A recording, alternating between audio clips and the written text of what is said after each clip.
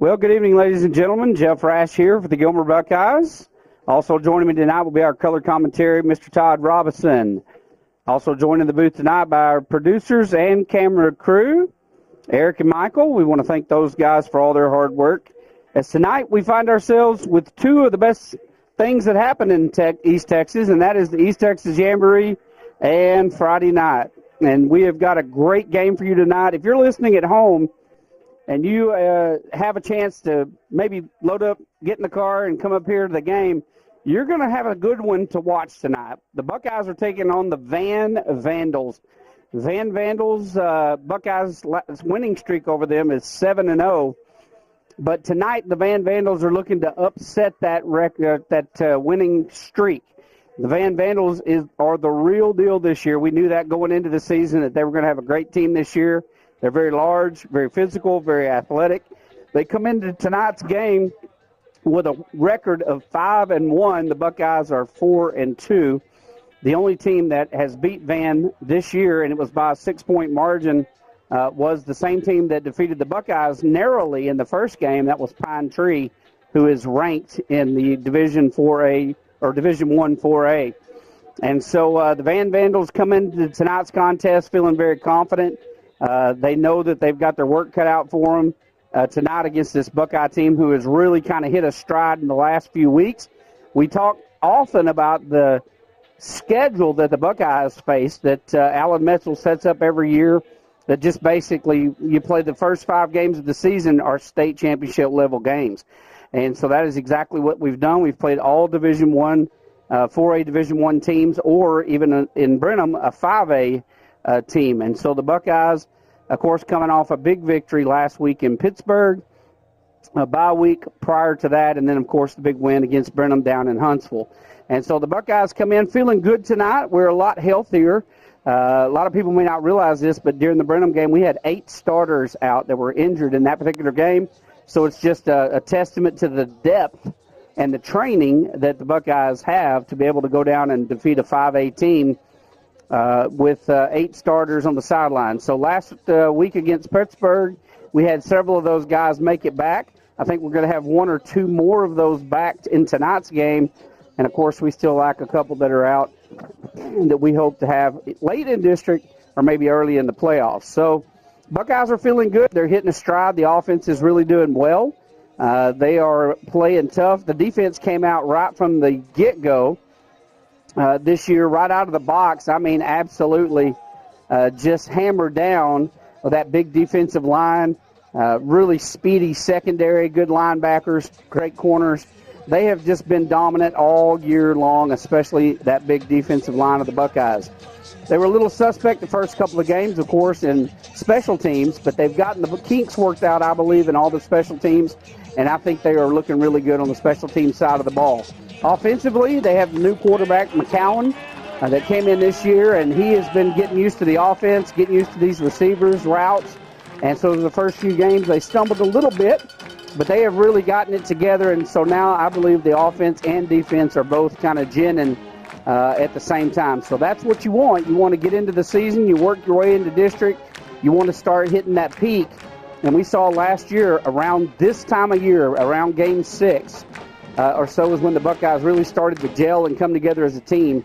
And we saw that certainly last week against Pittsburgh, and I expect to see it again tonight. But it will be a tough contest tonight as they are going against a big, physical, athletic Van Vandals team. And so look for a lot of running on the Van side of the ball. Look for a lot of passing on the Buckeyes side of the ball.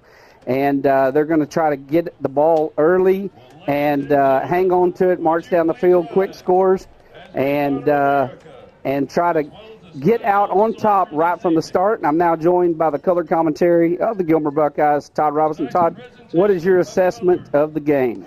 Well, I will say this, Jeff. Let's pitch it down to the field in the ROTC group and do our national anthem, and then I will be happy to provide the assessment as we got lots to look forward to tonight. Maritza Jaramillo, representing the U.S. Guard, John Hildebrand, and representing the Texas Guard, Tristan Jones. As our anthem plays this evening, it is our privilege to continue the patriotic spirit that has swarmed over Gilmer for the last 2 days. As a community, we had the tremendous honor to open the Camp Machen Memorial Park at Lake Gilmer. This memorial opened in honor of Gilmer High School graduate and Silver Star recipient Billy Wayne Machen, who was the first Navy SEAL killed during the Vietnam War. In 1966, Machen heroically gave up his own life to save the lives of his fellow soldiers, and the extraordinary story of his rescue just before he succumbed to his wounds became the inspiration of No Man Left Behind. So in his memory, we now turn it over to the Buckeye Band under the direction of Mr. Eric Gray with our national anthem.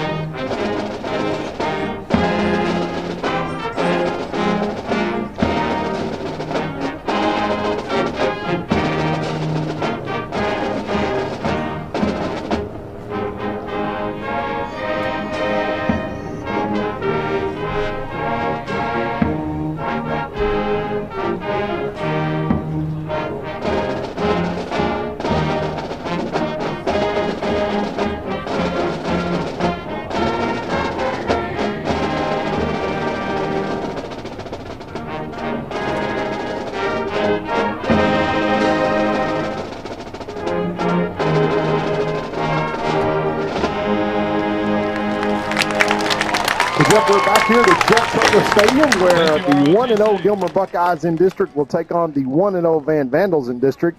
And Jeff, as you talked about a little bit before, that is all that matters at this point, is that these two teams come in here ranked number 13th and number 3 respectively, Van being 13, Gilmer being number 3. But this is that's pretty disrespectful to Van to rank them 13th. I'm going to tell you now, they're not a 13th ranked team. It is very, very close in terms of matchups with what we saw against Lindale. Yeah, these guys beat Lindale. Yeah. Except they're a little bit bigger.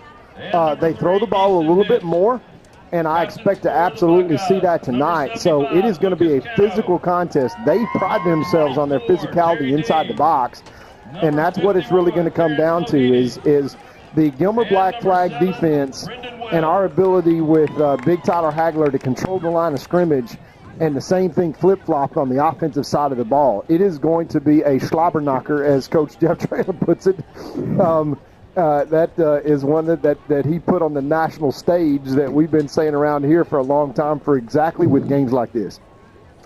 Yeah, no question. You're going to see, I mean, you just look over at the size of Van. You know, sometimes you just land. Gilmer's that way this year. You know, normally we don't have size. We're always commenting on how we look like we're playing junior colleges out there on the field. And we've always got the skill kids and the speed and that kind of thing, but we don't normally have size. This year, Gilmer has size, and you're looking at two teams tonight who both are just have some, there's a lot of humanity going to be on that line of scrimmage, both sides of the ball. I think what you're going to see tonight, though, Todd, is the offensive line of Van is a little bit suspect. And I think the defensive line of the Gilmer Buckeyes are going to manhandle them tonight is what's going to happen. So they're going to be forced to put the ball in the air. They are. Because they're not going to be able to run against this Buckeye defense. That's my take on tonight's game. Yeah, I would say that is a very, very accurate assessment. And I do think that there's a reason why Coach Metzel elected, because we won the toss, to receive the ball. We are going to try to get up fast and force them to play from behind. And we are going to put our foot on the gas. We're going to play fast tonight and hopefully let our athletes get out in front of their athletes and create that advantage, because they want to slow the tempo down. They want to slow the pace down. And you've seen these Gilmer Buckeyes fall into that trap several times. You saw it against Lindale, where they basically go a whole quarter and only have 3 or 4 offensive snaps. As the guru, Mr. Joe Dodd, has told us so many times, the magic number is 35 for the Buckeyes. And the way that you get 35 points on the board is you get the ball. and you run a lot of snaps. It's about 50 snaps offensively is the Buckeyes' magic number. And when we elect to receive and kick it off, you better know Coach Metzel is going to put his foot on the gas and get the ball on offense as we get ready to kick it off here. Here we go. Here's the kickoff. It is a short pooch kick. Going to be fielded at the 27-yard line by number 13. He's got some room on the right side if he turns on the Jets. They're going to close the gap and keep him to a very short return. So Buckeyes are going to take over 1st and 10 from their own probably 27-yard line there. That was number 13, of course, Jeremiah Noble on the return for the Buckeyes. Yeah, that's the G-man, and obviously he plays an important role for these Buckeyes on special teams and offensively. Last year he played a lot of defense. Will still come in and play a lot of defense on outside linebacker. But the Buckeyes dressed all in black tonight. The Van Vandals all in white with the red helmets. Pretty stark contrast. All right, here's this first snap from shotgun. Handoff up the middle, and got some good blocking up there by that offensive line. Nice run there for 5 yards. That was number 3 Butler on the carry for the Buckeyes. Yeah, Trill keeping it honest and picking up 5 on the first down. Jeff is going to keep the Buckeyes ahead of the chains.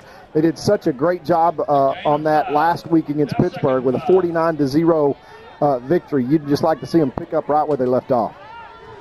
All right, motion to the left side. It's Webb. They hand off again to Butler. Big hole around the left side. He cuts outside, coming upfield down the left sideline. Picks up the first down, gets almost to midfield, all the way out to the 49-yard line. And that is just a great run there by Butler. You're watching on the replay here. After he takes the handoff, he cuts through the hole and then bounces outside as he can see that Webb has got his block pinned inside. That's just a great heads-up run there by Trill Butler. Yeah, as Coach Metzel said during the coaching, so you can just see him maturing as a back right in front of your eyes. Yeah, his vision's getting a lot better. His peripheral's really coming on. 2 wide outs, wide to the right, 2 to the left. Here's the snap. Dropping back to pass. McCown got a man open. Number 7, Webb, gets the first down. 10-yard reception there. First reception of the night. Yeah, Webb doing a good job. His helmet came off over there. Maybe I thought we were going to get a late hit out of bounds, but he's going to have to come off the field because he lost his helmet. And that is going to be Webb out and Solomon Jackson in. And Solly really has come on for these Buckeyes, and it's exciting to see some of these young guys as the Buckeyes are driving right now into Van territory. All right, motion out to the left side, dropping back. McCown got one over the middle. It's Solomon, and he drops the ball. Unfortunately, man, he caught it and just knocked it right out of his hands there. And, boy, if he would have been able to hold on to that, that might have been 6. Yeah, I thought he was going to spin out of it, and Brady just lasered that ball in there and hit him right in the hands, but I think the safety came over and knocked it out at the last second. Okay, handoff left side, Butler. Nice run, finding the hole. Well, that's got to be a face mask. Yeah, that's a face mask. They saw him. That was an 8-yard pickup on that run by Butler, and that's going to tack 15 more on after the play. Yeah, and luckily he does not have to come out of the game because it is a face mask penalty. I think he's going to come out anyway. Zane's going to go in. He nearly yanked his head off, pulling him down.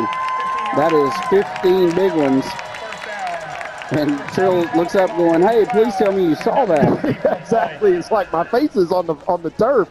And the into the red zone now for the Buckeyes, Jeff. This is about as good an opening first couple of plays as you can expect. All right, 2 receivers wide left, wide right. Dropping back, McCowan firing a bullet, wide open in the seam.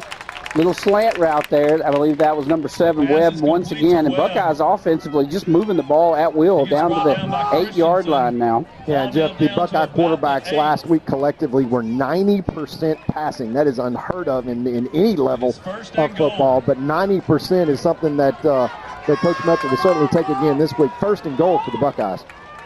All right, Buckeyes knocking on the door. Webb goes in motion to the right. Here's the snap. Quick pitch. Number 19, Zay Taylor cuts it upfield, and he is across the goal line for the first touchdown of the night. And the difference, Todd, that you see here, now you think about the battle we had with Lindale, and this team comes and beats Lindale. The biggest difference you see right here on this first drive is the Buckeye offense is now gelling like they weren't gelling that first couple of games, right? And so much of it has to do with the offensive line gelling and really getting everybody healthy and getting everybody back. Of course, it starts with Yeah, if you watch that entire series right there, Butler had holes you could have driven a small truck through. So great job there by the offensive line, setting up good holes, everybody getting on their block. And, of course, the kick is up and good. And that is going to be Buckeyes on the scoreboard first. 9:53 left to play in the first. Buckeyes up 7-0. We'll be right back. Two-time Hall of Fame inductees, Brent Barzy and Marty Young.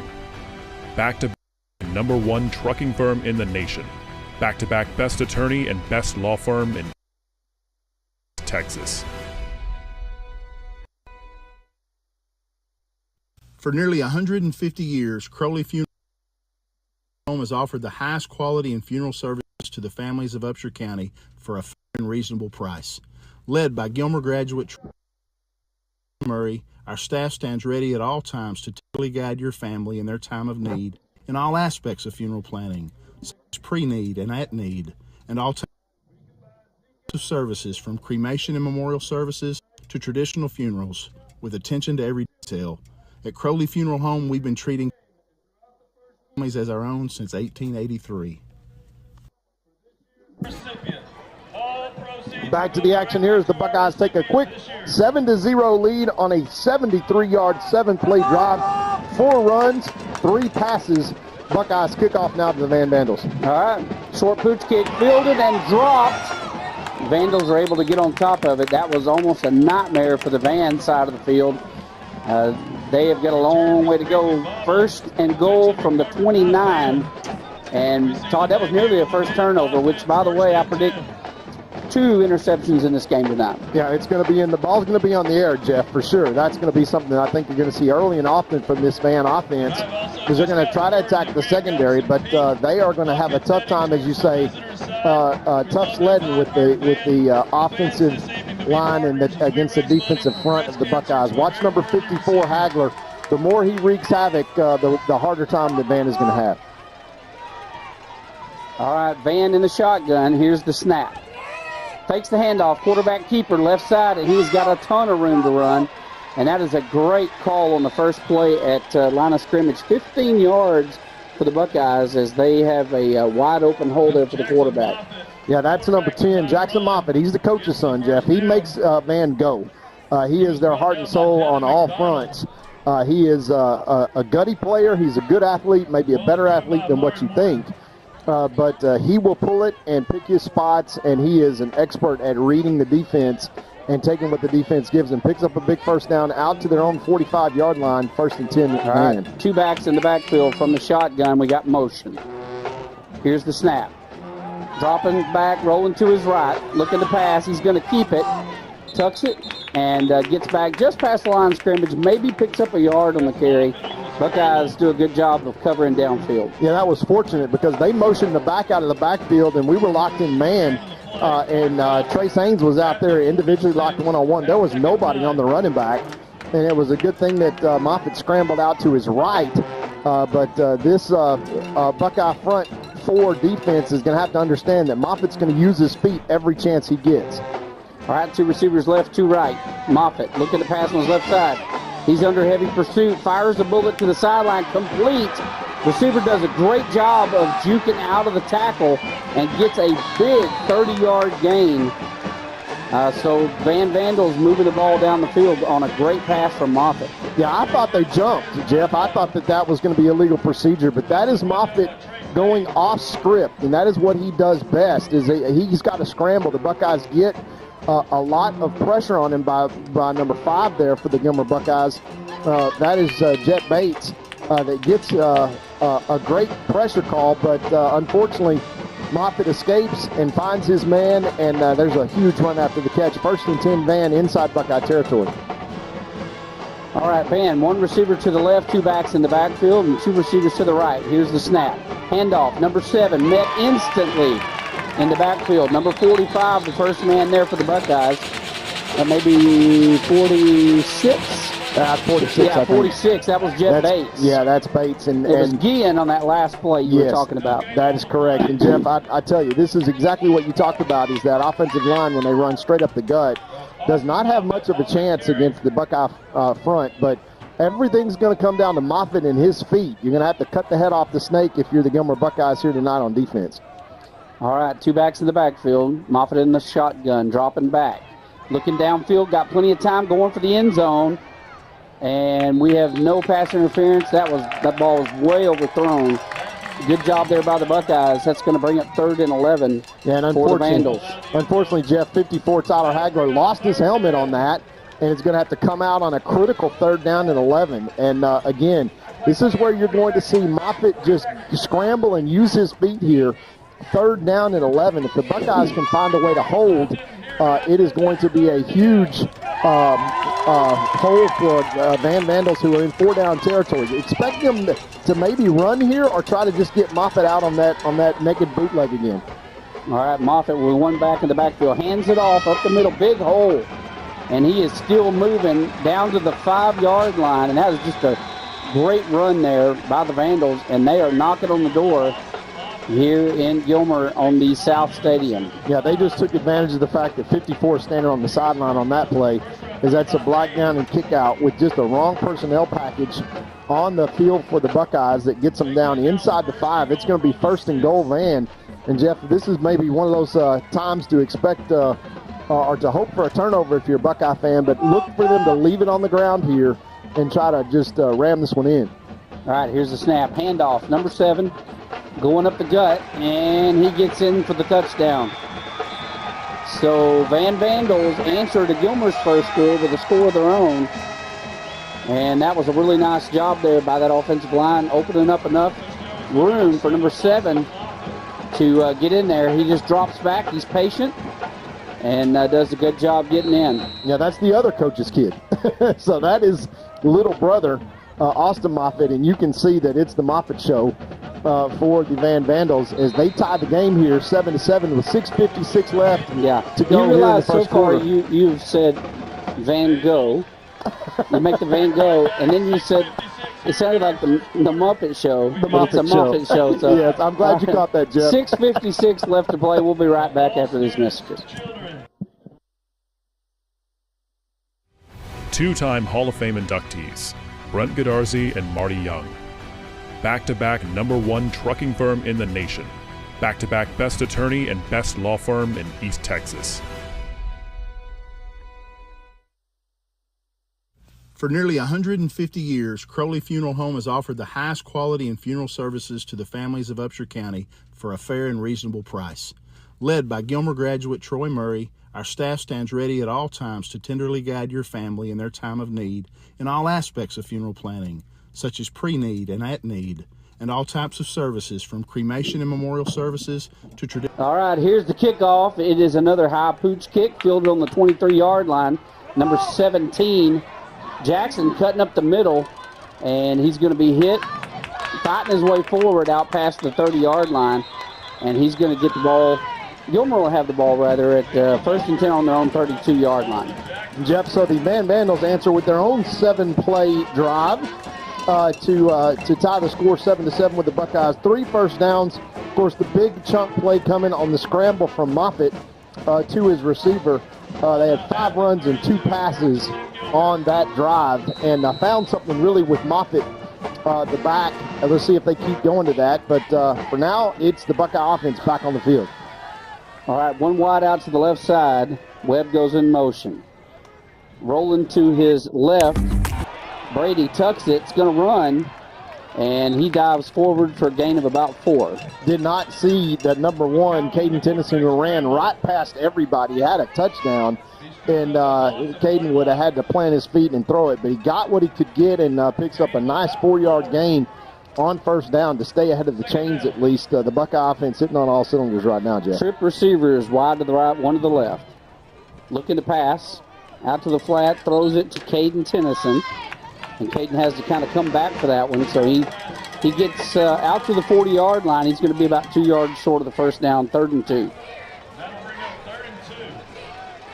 And the Buckeyes right on schedule, but this might be on the edge of 4-down territory, but so far neither defense able to have any answers to stop the offense. 2 deep safety look for the Van Vandals. They're going to creep up and play man here. Yeah, look for the handoff here to Butler. It is Butler down the middle, and he's gone. He will take this all the way to the house. You're not going to catch him. He's a 10-6, 100-meter dasher. And they played everybody up front. Watch the lineup here, Todd. Everybody's up on the front. And that is a mistake because you got nobody in the secondary now. And Butler just turns on the jets, and there is not a guy in white tonight that can catch Butler when he gets an open field. That's exactly right. And that did not take long for the Buckeyes as they are lined up in two-point conversion here. Let's see if they run it. No, they're going to kick it. They're going to swing the gate back. But, Jeff, to your point, they tried to walk the safeties up and try to come on a safety blitz on 3rd and 2, and they just got burned. All right, here's the snap. Kick is up and good. Buckeyes up 14-7. We'll be right back after this commercial break. Funerals with attention to every detail. At Crowley Funeral Home, we've been treating families as our own since 1883.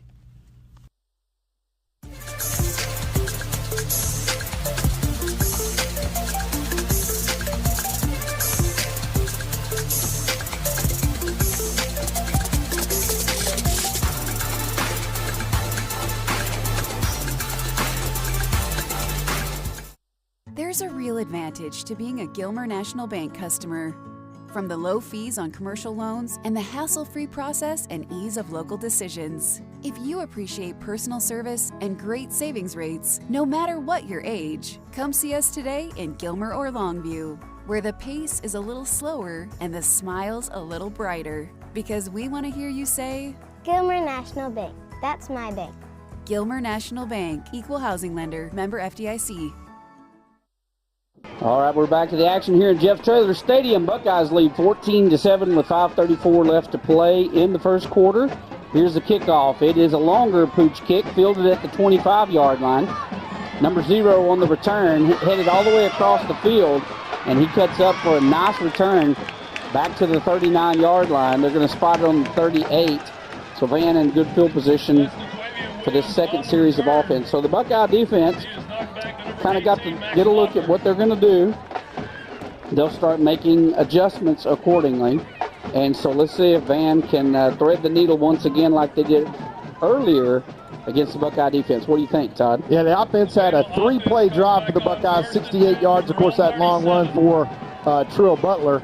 And now they've got to figure out a way to get a stop because number 7, Moffitt, also for the Vandals. Smaller guy, but very quick. The Buckeyes got to find the football. All right, here's the snap. Dropping back, looking to pass over the middle, intercepted. Number 7, Webb, coming back around the left side, and he breaks free from the tackle, and he'll go down on the 45-yard line. And there is one. There's one. There's one, Jeff. You called it, and you can almost see it coming. Here's the replay as we see the hands of number 7 just a little bit overthrown because of the pressure. And that's all it takes. Webb, B. Webb has just got that one dialed in. Of course, that is the defending state championship game defensive MVP. And that is 2 weeks in a row that he's come up with a big pick and gives the Buckeyes, who are playing at the pace that they want to, obviously 14-7 already. This is an opportunity for them 1st and 10 at the Van 45 to run away and hide right here. All right, one receiver wide, right, 2 to the left. One back in the backfield. Here's the snap. Dropping back. Looking to pass, forced out of the pocket, throws a bomb. Is it? Nope, it's not going to get there. He just slightly overthrew. I believe that is Zaid Taylor over there, if I'm not mistaken. Yeah, Zaid was all the way on the other side of the field. Brady throws about a 70-yard pass completely across to the other side of the field. It was a rocket. Zaid quit running, unfortunately. Because, Coach Metzel's standing right there in front of him on the sideline. Actually, that was Jeremiah Noble over there. Oh, was that G? Yeah, that was G-Man. It was so far away, our eyes aren't what they used to be, Todd. Amen. Jackson goes in motion. They hand off once again to Butler, and not a big hole there, but Butler finds a way to get through it and picks up 8 good yards. They're going to spot him with a gain of 7. Yeah, Trill kind of bails us out on that one to keep us on schedule with the chains here is the big boy 42. That's Trey Lee is going to come in to the game as a blocking back, and look for Trill to get another shot at it here, right here. Yeah, when he says the big boy, he's talking about a guy that wears a size 17 shoe. That is a real big boy, and he is lining up as a wide out. 2 receivers wide right, 2 left, 1 back. And they are stacking the box. They are bringing everybody up front, expecting Butler up the middle.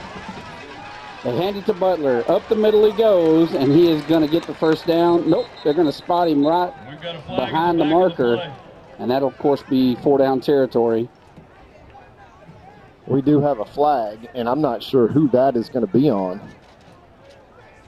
We will check the line. They may say that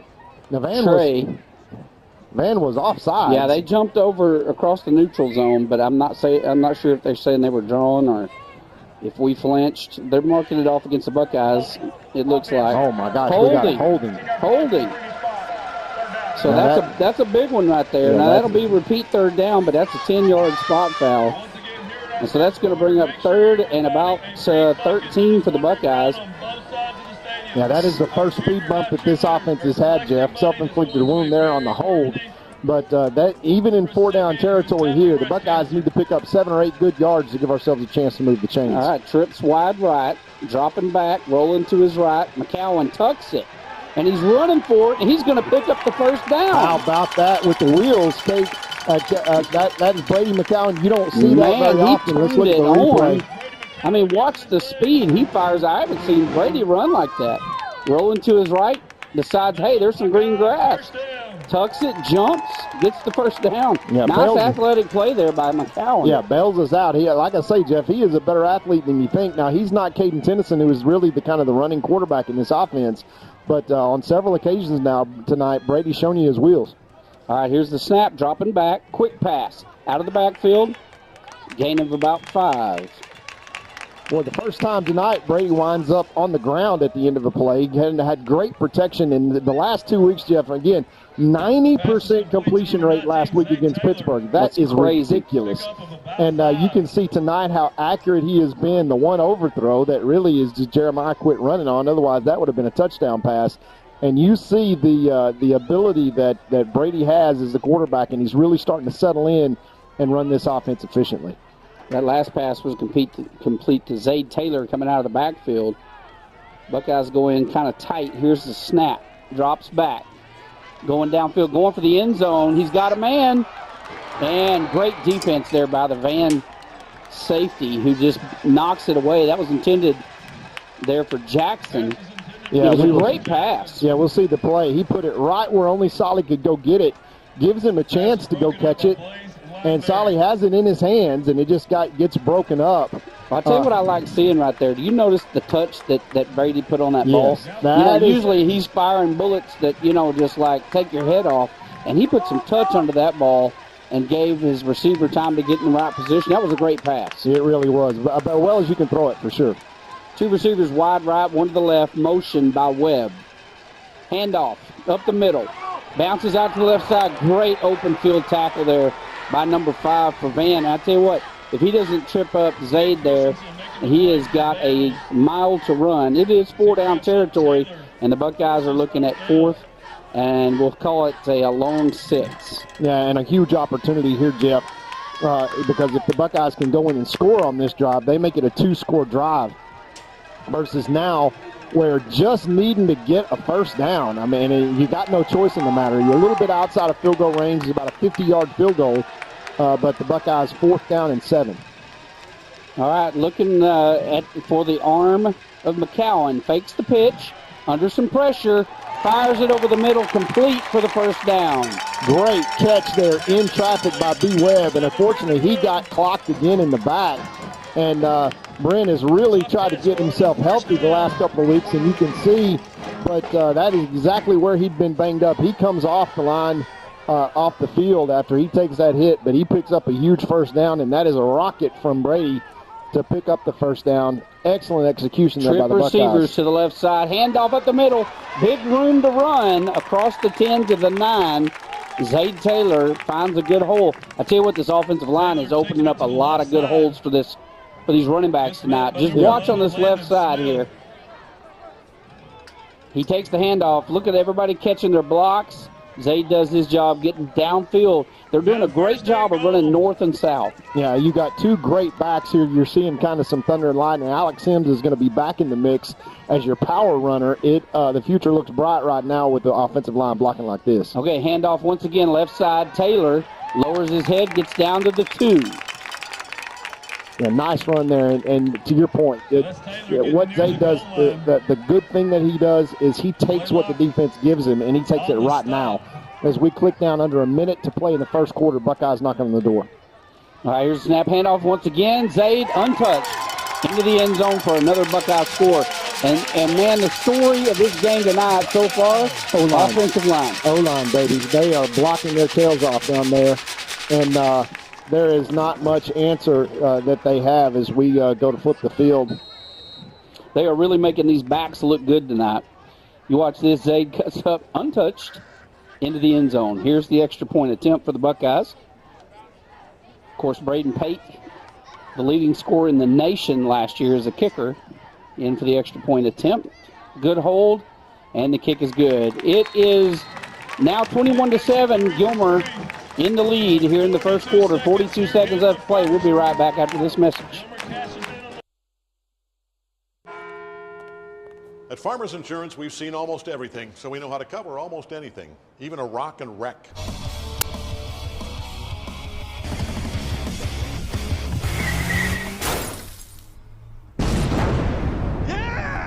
He rocked and rolled right into it, but we covered it. At Farmers, we know a thing or two because we've seen a thing or two. We are farmers. Bum, bum, bum, bum, bum, bum.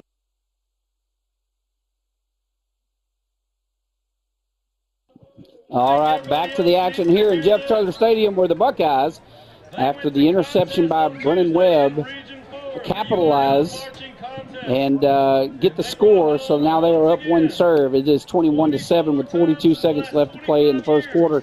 Buckeyes now set to kick off. 10-play drive, Jeff, 45 yards, 4 passes, 6 runs, and a couple of huge chunk plays that come out of that for the Buckeyes, even on the 45 yards that were kind of missed opportunities. But a 4th down conversion was the big difference in that drive, keeping it alive. All right. Kick is caught at the 20-yard line. Number 7, Moffitt, tackled from behind as he's looking for a gap. I'm trying to see who was in on the tackle. 24. I believe 24. That's Jerry. Yeah. Dean. JD got a good coverage on that. Stayed in his lane, getting congratulations from coaches as he comes off the field. But Jeff, this is why Coach Metzel chose to receive to start the game. He knew that his offense was kind of hitting on all cylinders. We want to get Van into a track meet and put him into a hole early. And so far, with 31 seconds left to play in this first quarter, that's exactly what's happened. It's gone completely to script for the Buckeyes, but don't look now. But these Van Vandals can score and score quickly, but they're going to have to. Yeah, this game is a long, long way from over. They are a great team, and you're going to see them fight all night to the last play as they hand off up the middle for a gain of 4. That's Moffitt once again, and he just gets lost, Jeff. He hits a wall of black jerseys there at the line of scrimmage, and he just kind of ducks his head. He looks like he's our size. He's about 5'7", maybe 160 pounds soaking wet, but he is quick. He's a good athlete. He's very strong in his legs. As we will click down the end of this first quarter, Gilmer doing what they want to do so far tonight, 21-7. We'll be right back with the second quarter. Yeah, before we go, Todd, I'd like to just for the record say that I identify as 6'1". We'll be right after these messages. First National Bank. Together, we're better. We're a regional bank, big enough for all of East Texas, that cares and is invested in the people and communities we serve. With the strength and services to meet the needs of every customer, big or small. From business financing for big companies and small mom and pops to our family of personal banking customers. First National Bank of East Texas. Together, we're better. And we think that's kind of a big deal. All right, back to Jeff Traylor Stadium. As the first quarter has come to a conclusion with the Gilmer Buckeyes in a good lead, 21-7. But I'm going to tell you what, do not get comfortable with that kind of lead, as the Van Vandals are the real deal. Yeah, and they are just like the Lindale squad, Jeff, that we've seen forever. They play fast. They keep coming. Very well coached, and 2 coaches' kids, the quarterback and the running back, both there, Moffitt and Moffitt. The Moffitt show, as I said earlier. And they're not going to quit. And it is imperative that the Buckeyes get out and do not relax as Pleasant Grove takes a 14-7 lead over the Spring Hill Panthers. That game will be next week in Pleasant Grove, and likely for the the district championship, Jeff. So as we start our second quarter here, the Buckeyes got to figure out a way to get off the field. This will be our second interception today. They faked the handoff, and I believe the quarterback tried to keep it on that one, and he didn't get very far as that big defensive line just swallowed him up. Yeah, we see the replay here. Watch the defensive end on the left-hand side get up in the air and force Moffitt to pull it down. He wants to throw it right there, and Bates, or that was Jeremiah Noble coming from his outside, brings up a third down, a big money down here. This might be the first time that the Moffitt and the Van Vandals are forced to punt if the Buckeyes can find a stop here. Trips out to the left-hand side. Watch for the square-in route here about the 47-yard line. See if the Buckeyes can get some pressure. Yeah, they're going to try to get this. There it is. There it is. They drop it right in the breadbasket. He's a little bit short of the first down, so this is going to be interesting. He is a yard short of the first down, and so you wonder this early in the game, ball spotted on their own 45-yard line. Are they going to go for it? Yeah, absolutely. There's no doubt. Moffitt's going to have to keep close, down 2 scores already. This is the time for that Black Flag defense to really step up and get some penetration. They'll probably count on number 7 here to get him the ball in space and try to let him find a little crease as he's done time after time. But this is a turning point in the game here, rolling the dice, Moffitt and the Van Vandals. Yeah, I think they took out number 7. Number 18 comes in his place. Quarterback keeper, and he does fall forward, gets a couple of yards and a first down there. Yeah, somebody named Moffitt's about to carry the ball if it's 4th down, and he converts and a huge 4th down. But you can see that play before, Jeff. That square in from the inside receiver. That's big number 8 for the Van Vandals. He is their possession guy. That's Caden Rowe. He's their senior. They're a senior-laden team, and they really feel like this is what they've been working for the last 3 years as their entire program. Moffitt, the senior quarterback. They got their hands full tonight with these Buckeyes. 2 receivers wide to the right, 1 back. Here's the snap. Handoff, number 7, Moffitt to Moffitt. And he is straight up the field for a nice gain of about 5. And it's going to bring up 2nd and 5. How he just gets low and gets lost behind those white jerseys. 54 Tyler Hagler fights off his block and tries to find him, but he's got to reach down to grab a hold of him. But not before Moffitt gets into the Buckeye territory at the 49-yard line. It's going to be 2nd down and 6. And Van finding a way to stay in this game right now with a big 4th down conversion. Jeff, this would not be a too soon time for your second interception prophecy to come true. All right, dropping back, looking to pass. Oh, just missed picking that one. And that is a big catch there and a big first down for Van as they move the ball down deep into Buckeye territory. The ball's going to be spotted on the 33-yard line. Watch this. Across the middle, almost there. Yeah, that is number 11, Kai Kennedy, that almost got that one, and that would have been a pick 6 that he had gotten both hands on that ball. Great read, but that is just the rolling up the dice that Moffitt is going to continue to do there out to his receivers because, quite frankly, that's the only shot they got, and they're almost forced right here early in the second quarter to find a way to go and score. They're driving at the Buckeye 33. 1st and 10, new series of downs. Buckeyes got to find a way to get off the field. All right, 2 receivers wide right, 1 to the left. Here's the snap handoff. Got a flag on the play. More than likely going to be illegal procedure, I'm going to guess, against Van. We'll look here to see if we see any movement down here. Nope, too many players in the backfield. Yeah, and it's a good thing that the referee has a tutor on this side of the sideline, Coach Metzel, who's counting those guys and saying, 4 men in the backfield, 4 men in the backfield, 4 men in the backfield. I tell you what, Metzel doesn't miss a thing. He misses nothing. He doesn't miss a thing. And I tell you what, it may be him getting it. It also happens to be about 6 coaches upstairs. Somebody up there has a job, and that's what they're doing is they're counting. Preparation, the key to success on everything is Jeremiah Noble looks up and goes, I'm offsides. I need to back up here for a second. Yeah, 1st and 15 for Van. Trip receivers to the left side. They hand off number 7, and they got a hand on him instantly. They're going to drop him at the line of scrimmage. Great job. You see him get low, Jeff, and it's kind of that Top Gun thing. If I get low enough, I'll hit the brakes and they'll fly right by me. And luckily, the outside contained there, and I'm not sure who that was. I think that was 46 for the Buckeyes. That was actually Gillian that got a hand on him first. Mr. Gillian, who was the, I think, the Longview News-Journal East Texas Defensive Player of the Week last week, showing his chops. 2nd and long now for Van. This is where the Buckeyes really need to hold and find a way to get off the field. Trip receivers left side for Van. One receiver to the right, one back in the backfield. It's brothers, which is kind of cool. You got big brother, little brother in the backfield. Dropping back, look at the pass going long, and he's going to overthrow that one. And that is going to fall incomplete. Well covered there by the Buckeyes, number 7, Webb. Yeah, Webb is out there one-on-one, and quite frankly, Jeff, they dared him. That is a man-to-man coverage with their best receiver and our best defensive back. I think that's Trill Butler. I think that was Butler. Yeah, that was Butler. Trill, our speedster, out there to run with him, and we basically said, look, here's your shot. You want to take it on 2nd and long? Take it on 2nd and long with the extra man in the box.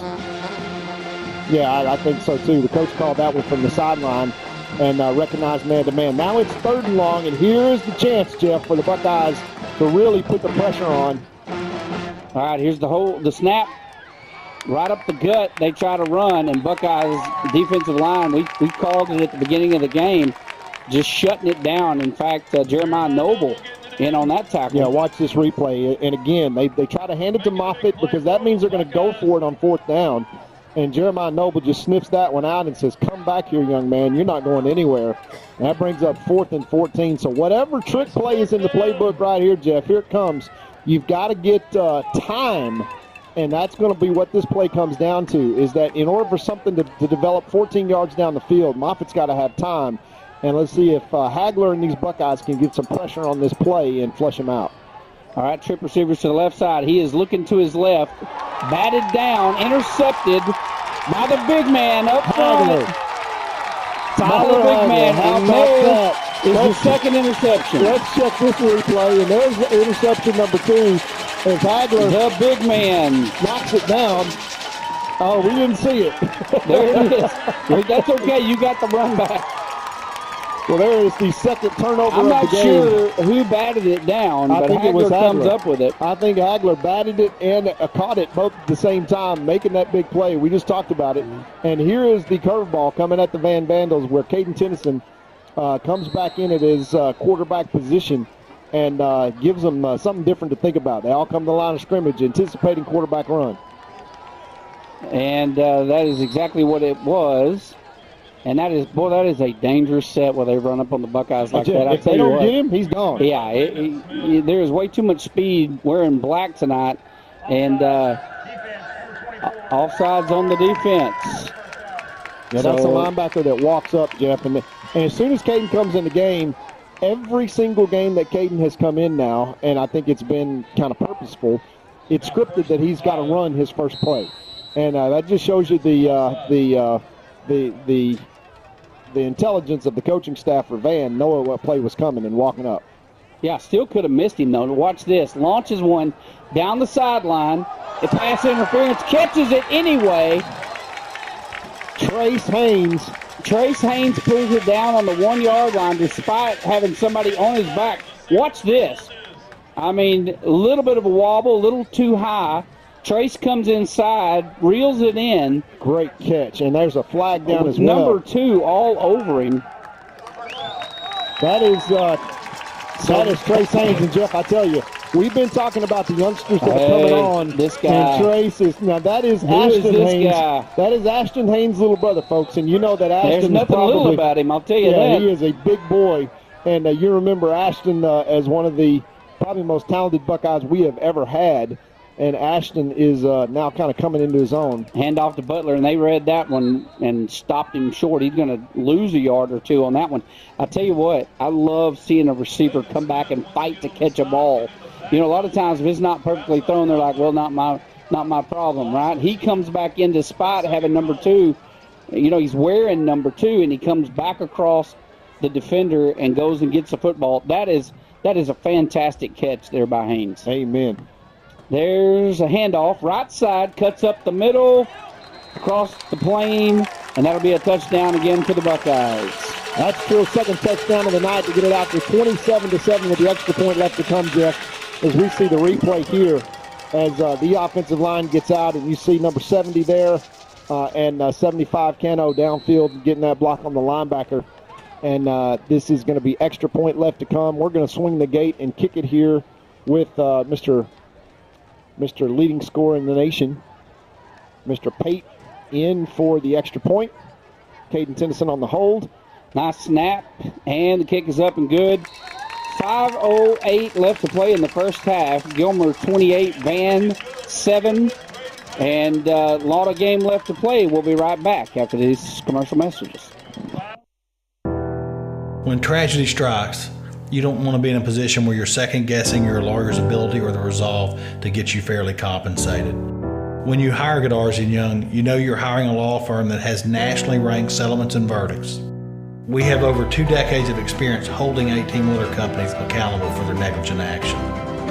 Don't make the mistake of hiring anybody else. Hire the best. Hire Godarzi & Young.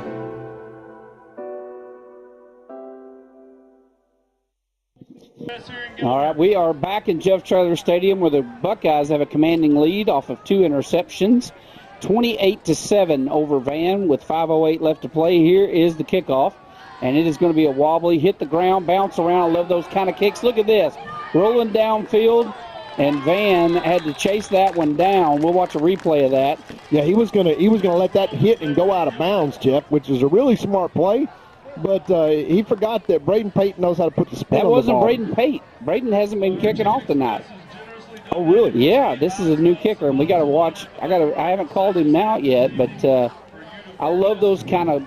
He kind of kicked a squib kick. It wasn't one of those nice end-over-end kicks, and I love those things because when they hit the ground, you don't know where they're going. Yeah, it's an oblong ball for a reason. On that last drive, the Buckeyes go 47 yards in 5 plays, 4 runs and 1 pass to take a commanding 28-7 lead with 5 minutes left here, and they've now got Van pinned deep in their own territory. All right, quarterback keeper around the left side, and look at that, big room to run. He gets an 11-yard gain on that carry, number 10, Moffitt. Yeah, He'll move the chains. I would say, Jeff, tonight as we watch this replay, that Moffitt is probably going to be, one or the other Moffitt, is going to be about 85% of their offense. So if you can stop Moffitt, you've got it made if you're the Black Flag defense tonight. I'll tell you what I'm really encouraged by. You know, we've been talking about the defense all year and waiting for the offense to start really getting it together and gelling, and, you know, they'll have a good game, and then they're, you know, man, they look, these last 2 games, I'm going to tell you something. They look like last the Buckeyes. Last three games, but this one in particular, handoff, actually quarterback keeper once again on the left side. And we've got some good blocking going on. We'll just call it that. Yeah, we had 2 linemen take Braden Pate about 25 yards down the field and land on him. And no penalties. I mean, that was legal. 6 yards with Moffitt on that carry, and they are going to go back now to probably ball control, Jeff. I don't know if they're going to put it in the air. They're down 28-7. They need to score on this drive. Yeah, handoff up the middle. I don't know why you would run anything right there. I just outside, okay, you're going to get some. You've got enough athleticism, but up the middle, you're not going to get a whole lot from that defensive line. They do pick up about 2 or 3 on that carry. It brings up 3rd and 1, so look for them to do it again. Yeah, now you see the strategy from the beginning from Coach Metzel, winning the toss and receiving the ball, wanting to put them in his exact situation. Multi-score game now, 28-7, and forcing them to run the ball and run the clock, and that's right to the Buckeyes' strength. All right, tight set by Van. Here's the snap. Handoff, right side, big room. Found a hole, got through it, got the 1 yard he needed, plus about 10 more. And that's going to move it out to about the 46-yard line for Van. We'll see the replay here as Moffitt's is going to take it and run right through this kick down, and I think that was Guillen that crashed down into the hole, and they just popped it to the outside and got a big run there. First down out to their own 46-yard line. They've got a little breathing room now, but only 2:45 left to play in this half, Jeff. They want to score and try to keep this one close. All right, here's the snap. Drops back, heavy pressure, throws one complete out in the flats to the big receiver. They've got a big number 8 back here that I think the kid's literally 6'7". Yeah. He may be 6'6", but he is every bit of 6'6". That is the tall receiver, Caden Rowe. Jeff, and that is the senior that we've seen all the way back to their sophomore year. You remember when we played them in the playoffs, and they looked to get him open, but that square-in route is their bread and butter, and they can run that in their sleep. Both those seniors have been doing that for 3 years now, and that is their go-to play when they're trying to get ahead of the chains. They've done it here into Buckeye territory, 2nd and 2 now. 2 receivers right, 2 left. Here's the snap. Fakes the handoff, looking downfield across the middle, and that's good defense right there. Buckeyes were all over that. Number 9, Kennedy. Is that Kennedy, number 9? No, that's Taj. No, that's Taj Manson. Kennedy's number 11. And yeah. Taj is playing safety back there with Brennan Webb, and they were fortunate at they being the Van Vandals that wasn't picked off right there. There was a lot of black shirts. Yeah, right where he threw that one. Let's see if the Buckeyes can get a break and get something going backwards, because they're in 4-down territory, down 3 scores. But it is imperative with 2:28 left here that Van scores on this possession just to stay in the game. Yeah, this is probably going to be a handoff right up the middle, and he just fights for extra yardage. That number 7, Moffitt, moving the chains once again. I tell you what, he's not a big guy. You're right, he's probably 5'7", maybe.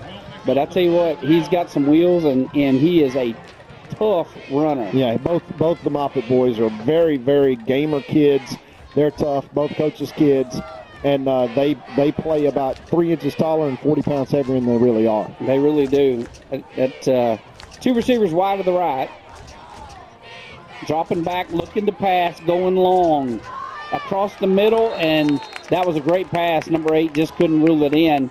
He drops it, and if he catches that one, that's a touchdown. That's either a touchdown or a really big gain. As we see the replay. Watch the pressure here on Moffitt as he can't really step into this throw as he's kind of wearing a guy, and that did hit him right in the hands, and he dropped it, and that is something that he will do on film, Jeff, is kind of hear footsteps going across the middle. That square-in route, that's automatic for him. He doesn't have to worry about that one. But as soon as he gets down the field, that's a whole lot of surface area to hit when you're 6'7", and he kind of alligator armed that one, and fortunately for the Buckeyes, 2nd down and 10. Minute 53 left to play in the half. They're feeling a little desperate to get a score, and they got a wide open out route for the first down over there. It stops the clock. Yeah, I mean wide open. They got sucked the linebacker in on the play action pass. Moffitt very, very accurate with the ball. When he escapes the pocket. And as soon as he got outside, that was kind of automatic as he kind of stalk blocks down and then just used that out route. I don't think he needed to step out of bounds to stop the clock. He had probably 6-7 yards of green turf in front of him if he can hit the brakes and keep running. But Van with 1:47 left, and I can't say it enough, it is imperative that they score on this drive, Jeff, down 28-7. Well, and the pressure to do so, Todd's when you get sloppy and throw more interceptions. They're dropping back. And look at here, he gets hit right as he lets go of the ball, and that could have been another pick right there. Yeah, watch the replay as the Buckeyes come after him here. And boy, they are getting through there. We talked about the fact that I thought that the biggest win tonight was going to be our defensive line against their offensive line, and that is exactly what we've seen so far tonight. Trip receivers to the left side, 1 to the right. The Moffitt brothers in the backfield, number 10, number 7. 2nd and 10, minute 42 left to play in the half. They want to get a score here. They don't want to go in 28-7. Down the sideline, and again, that ball is going to be overthrown. And again, good defense by Butler once again. That's going to be 3rd and 10. Yeah, that's the matchup they want with number 8 there, Jeff, for the Van Vandals. That's his specialty, Caden Rowe, just running down the sideline. But the Buckeye defense and Tommy Edwards just kind of said, look, that's the fastest guy in the district. You go ahead and try to run by him. And that is twice. They like the height matchup is what they like. That reminds me of my senior year trying to cover Steve Shipley. Yeah, good luck. That was exactly what that looked like. And those big guys with that extra reach, that's what they like, and they may try to do it again. They got 3rd and 10 right here. Dropping back, draw play, handoff number 7. Look at this guy lower his head. I love this kid. Number 7 for Van is a dude. He gets a first down, Yeah, he's we'll watch the replay here. As small as he is, the smallest guy on the field, maybe 160 pounds. But yeah, what a great draw play there. 46 again. Knew it as soon as he got pressure. He's like, dadgummit, draw play. He got sucked in, and they get in the red zone 1st and 10. All right, they pass to number 7 out of the backfield. That's got a flag on the play, and another flag. That's going to be a face mask on number 17, Jackson. So you got a hold and a face mask here. That's going to be a redo then. That's a do-over, as unfortunately there, because that was the hold. Yeah, you can see the hold, and then here comes the face mask. Yeah, that we got a face mask on Solly. And that's going to be offsetting penalties with the hold and the face mask. And that's unfortunate for the Buckeyes because that backs them up. Remember, there's only 1 minute and 11 seconds left in this half. One by each team. Holding, offense, number 20, personal foul, face mask, defense, number 17. Yeah, offsetting penalties. You know, the hold's 10 yards, the face mask is 15, but you had offsetting penalties there. And so with 1 minute and 11 seconds left, Van feeling really desperate to get in the end zone. This puts a lot of pressure on these young men. They're like, we cannot go down into halftime 28-7. We've got to at least cut this thing in half. Yeah, and Jeff, more importantly, they're going to get the ball to start the second half. So they feel like if they can score here and then score coming out, then they got it back to a 7-point game. And if you're the Buckeye defense, this is the time to stand up right here. Okay, handoff left side. First time we've seen this runner. And, boy, he's a good one. He's getting down inside the 5-yard line. Nice gain there by number 18 for Van. Yeah, First time he's carried the ball tonight so far. Clock still runs now with 57 seconds, but it's 1st and goal. Plenty of time for Van to figure out a way to stick it in the end zone. It's going to be up to the Buckeye Black Flag defense to stand up here. Yeah, this is probably going to be a quarterback keeper. Yeah, look for Moffitt to keep it. Yeah, here's the snap. Nope, they were handed off to 18 again. Timeout, Van. That's a They're good going to use take a timeout. We'll take a good use of our timeout. We'll be right back. It's gonna be all right. How can you tell? I feel it in my heart. It's gonna be okay. Juicy's Burgers, serving you for over 40 years.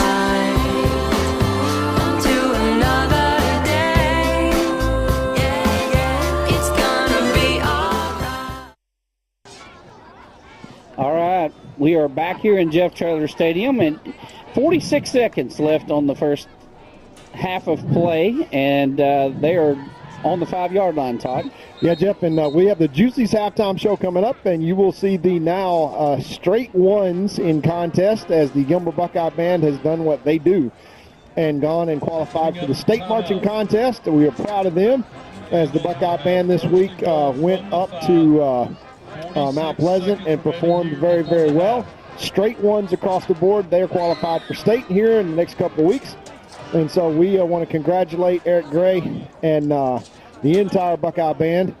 And hopefully here the Buckeye defense with 46 seconds, as you said, Jeff, can figure out a way to keep the Van Vandals out of the end zone.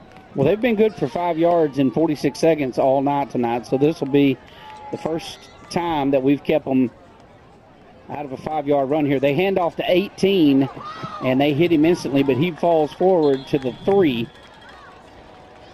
Yeah, clock still runs, Jeff, and we will see if Van takes another timeout, which they will. Yeah, they're going to take a timeout, so will we. We'll be right back.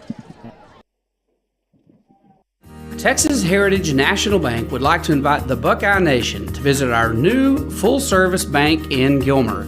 We are conveniently located on Highway 271 and Redbud Street with a brand new facility ready to serve our friends and neighbors. We offer competitive rates on all of our deposit products, as well as some great options for business financing to help your business grow from 5 employees to 500 employees. Texas Heritage National Bank would also like to take this time to thank all of the teachers, administration, and school board for investing in the future of our kiddos. We would also like to wish all of the student athletes a wonderful and safe year. Come see us soon. We're back to the action, Jeff Traylor Stadium. They've got one more timeout, so we may be running one play and taking another timeout. Depends on if they get across the goal line here or not. Van looking to cut the score deficit in half. as Buckeyes lead 28-7. And let's look at this strategically, Jeff. This is the time with one timeout left that you're probably going to throw the ball in the end zone. Look at number 8 here and where the matchup is. He's matched up against number 3, Trill Butler. Reason being is because you only got one timeout left, and if you don't score, now you're going to have to use your final timeout. So there you're going to be confident enough to try to run it in, or my prediction is a pass. Yeah, they're going to the corner of the end zone. Batted down again. Look at that. They were headed for the big guy, the number 8, 6'6" kid. Number 26, McDonald, got a hand on that one. But so that's going to stop the clock with 32 seconds left and bring up third and about 3. Yeah, that was a big play there. They were going to the corner of the end zone with that 6'6" receiver, number 8. They like the matchup over there as far as height goes with Butler covering him man-to-man. Yeah, they may just flip this and do the exact same thing on the opposite side, Jeff, but they got one timeout, so the entire playbook is open. But look for number 10 to keep the ball right here. All right, 3rd and 3, 32 seconds. Number 10, and the flag is on the play. That is a huge penalty there by Van to be illegal procedure that's going to back them up. Illegal substitution against Van. And that is going to back them up. That was quarterback draw all the way, Jeff. That was just number 10 going to keep the ball. Yeah, and he had some blocks set up in front of him. I think he would have got in. That's a 5-yard penalty, and that's going to back them up now into 3rd down. So better positioning here for the Buckeyes. Worse positioning for Van. There would be 32 seconds left on the clock, Jeff, but Van only has one timeout left. So with 4th down here, they can probably run the ball and take a timeout and then go for it on 4th down. But they'll try to put it in the end zone if they can. All right, takes the handoff, rolls to his right side, looking to throw back to his left, and overthrows his brother. That was a great play. That was a great play call right there, and he just overthrew him.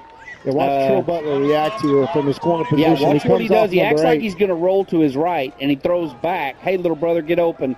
And he just overthrows him. If he hits him, if he throws a dime there, that's a touchdown. Yeah, it is. That is a very unfortunate for Van. Missed opportunity. Now they're going to have to convert here because it's 4th and goal, Jeff. This is 25 seconds left. This has everything to do with the real ball game. If they can't score here, they've really got no chance. Down 3 scores going into the second half. They know how important it is. They're going to take their final time out here and talk about it. Whatever play they got in the kitchen sink, Jeff, that's what we're going to see. We'll know it's going to the end zone, and I'm looking for them to throw to number 8 in the corner. We'll find out when we come back. I think you're right. We'll be right back. La Finca Mexican Restaurant is my favorite restaurant in the world. An East Texas favorite for over 37 years. Everyone with any taste agrees La Finca has the best Mexican food in Texas. But I want to share some of my personal favorites with you that maybe you haven't tried yet. Dina and I both love the ribeye steaks at La Finca. Ribeye steak and a baked potato, you can't go wrong. And if you happen to be a hamburger connoisseur, La Finca has one of the biggest and best hamburgers in town. Absolutely fantastic. And finally, never, and I mean never, leave La Finca without having a slice of Olga's homemade carrot cake or tres leche cake. Trust me, it'll change your life forever. La Finca, supporting the Gilmer Buckeyes for over 37 years. We are back here to the action, Jeff Taylor Stadium, and Van is setting up. And Gilmer calls a timeout. Yes, very smart. I tell you what, they lined up like they're going to kick a field goal and settle for 3. Gilmer says, I don't know if I trust that or not. Guys, let's not get stupid. Everybody, what he's going to do is say, let them kick it. You outside guys, don't buy it. Stay outside. Don't rush the edges. That's what he's telling them right now on the field. That's I bet you money. Right. And that it's a 27-yard field goal, Jeff, which is not a gimme in high school ball. It's going to be all the way over to the left hash. So if you're a right-footed kicker, that is the hardest angle that you can possibly get. But, Jeff, I agree with you. I'm not sure that they aren't going to go for some kind of fake here. And Coach Moffitt may come back out and say, no, let's don't try to kick it here. Let's go back to our offense. At which point, look for Coach Metzel to take another timeout. Yep. We will do this all over again. Because he's got them. We've got 3 of them. We will probably use them. Yeah, now they're coming back out like they're going to do the field goal. So 25-yard field goal attempt by number 28 here. And they are going to kick, and it is good. So Van gets 3 points out of that. Probably the wisest thing they could have done, and cuts that deficit a little bit. It is now 28-10 with 21 seconds left. Van has to kick off to Gilmer. Still a 3-score game, Jeff. So with 18 points, you can't score 9 points on any play in high school football. You can get 8, but you can't get 9. And that means it's still a 3-score lead. So Gilmer is going to kick, barring something happening here. I think that Coach Metzel will probably take a 3-score lead in at halftime very happily. But let's look at this into the second half. This means that Van has put all their eggs in the basket of coming out and scoring on the first drive of the second half to really kind of stay in touch.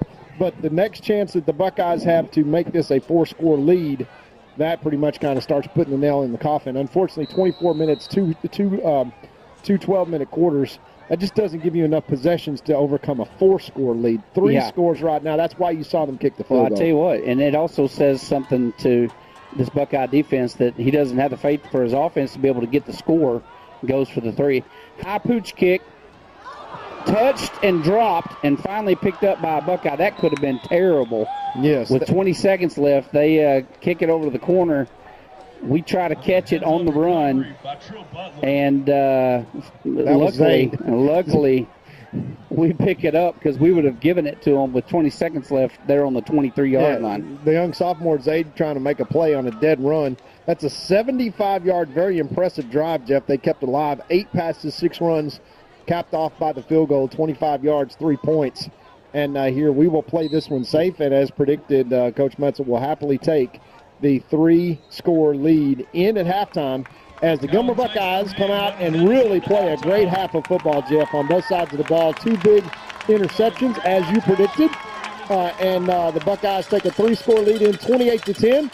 We will come right back with the Juicy's halftime show right after these messages.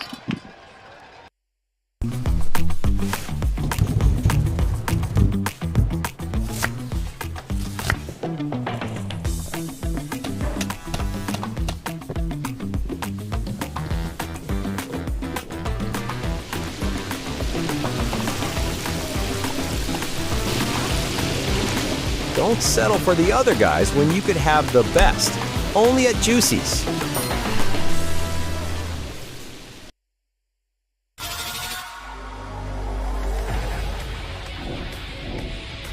Braden Pate, senior, middle linebacker, fullback. Caden Tennyson, class of 25, senior, corner, and quarterback. Grayson Bates, class of 25, inside linebacker, fullback. Choyan Butler, senior, running back, cornerback, outside linebacker. Micah Easley, class of 2025, wide receiver, DB. Alex Gann, senior, D-line. Adrian Jimerson, senior, corner, running back. Brendan Webb, class of 2025, receiver, safety. Taj Manson, senior, receiver, DB. Amari Morton, senior, DB. Kai Kennedy, class of 2025, the freakiest outside linebacker. Trace Haynes, junior, receiver, and DB. Jeremiah Noble, senior, wide receiver, free safety. Alex Sims, running back, linebacker, number 14. Xavier Paramector, junior, running back, linebacker. Brady McCowan, class of 25, quarterback. Solomon Jackson, receiver, and DB. Max Walker, senior, receiver, corner. Zay Taylor, class 27, outside linebacker, quarterback. Mason Denton, senior, fullback, inside linebacker. Drake Smith, class of 2026, receiver, DB. Josiah Merrill, senior, running back, outside linebacker. Jerry Dean, senior, middle linebacker. True Griffin, 11th grade, running back, corner. Devin McDonald, junior, middle linebacker. Gavin Ford, junior, corner receiver. Dylan Griffin, I'm a junior, and I play outside receiver and safety. Raylan Hawkins, junior, running back and outside linebacker. Sidney Duhoy, running back, corner, senior. Marion Ingram, junior, outside linebacker and running back. Hudson Wynn, I'm a senior and I play D-line. Xavier Reed, I'm a senior, and running back and inside linebacker. John Henry Gilo, inside linebacker, fullback, junior. Klein Lindsay, senior, fullback, and outside linebacker. AJ Johnson, Jr., inside linebacker, fullback. Zach Robinson, Jr., running back, middle linebacker. Trey Lee, Jr., D-line and tight end. Traylon Jones, class 2026, DN, fullback. Davion King, sophomore, D-line, fullback, and tight end.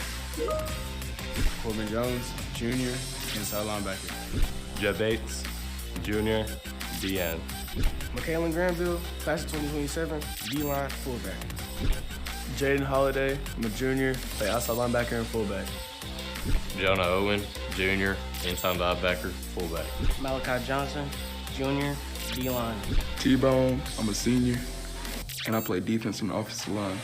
Justin Anderson, O-line, D-line, senior. Noah Fothery, Jr., O-line, D-line.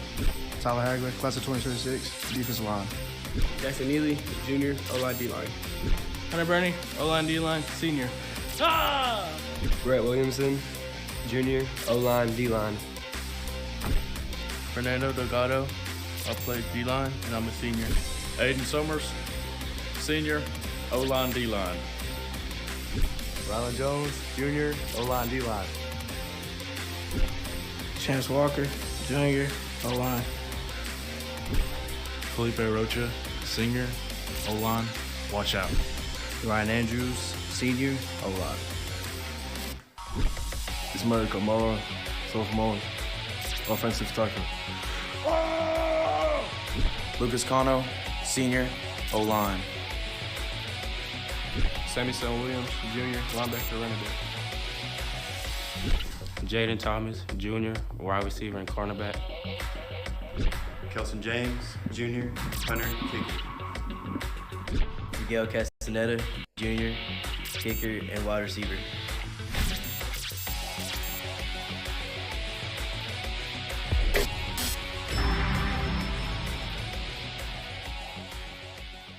And we're back here to Jeff Traylor Stadium. As if you're just joining us, the Gilmer Buckeyes lead the Van Vandals 28-10 here at the half. And here we have the statistics from the first half. Gilmer has 16 running plays for 160 yards, 5 passing plays for 76 yards, for a total of 236 yards. The Van Vandals have 16 running plays for 59 yards, 14 passing plays for 66 yards, for a total of 155 yards. So the Buckeyes really outplaying the Van Vandals pretty much on every front. The game started, the Buckeyes win the toss and elect to receive, something you don't often see from Coach Metzel, but really showing his cards early on the strategy, wanting to get on the scoreboard quick, put the Van Vandals in a hole, and really force them to try to score with these talented Buckeyes. The Buckeyes take the opening drive, 73 yards on 7 plays, 4 passes and or 4 runs and 3 passes for their opening scoring drive. That was only to be answered by the Van Vandals with another 7-play drive of their own with 3 first downs, 5 runs, and 2 passes. The Buckeyes come right back with a 3-play drive capped off by a long run by Trill Butler. Caught the Van Vandals in a blitzing situation, and then the Buckeyes score 3 consecutive times to move it out to a 28-7 lead. The third drive was 10 plays, 6 runs, and 4 passes for 45 yards after the interception. And then the second interception by number 54, Hagler, the Buckeyes go 5 plays, 4 passes, and 1 run, or 4 runs and 1 pass for 47 yards. And Van finally takes a long drive for 75 yards, 8 passes, and 6 runs to get 3 points to make the score 28-10.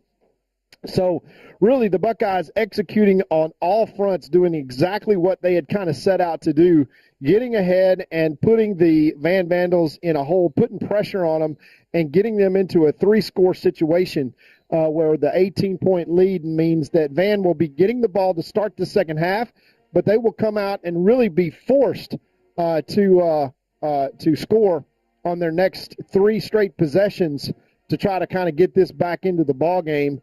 Down 3 scores, and they've really had no answer for the Buckeye offense. Brady McCowan really putting on a clinic these last 2 weeks.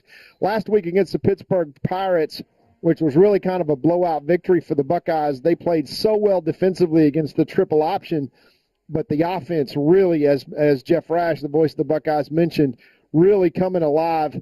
90% passing for the Buckeyes last week, which is unheard of. It's hard to do that on air, as Coach Metzel said during the coaching show this week.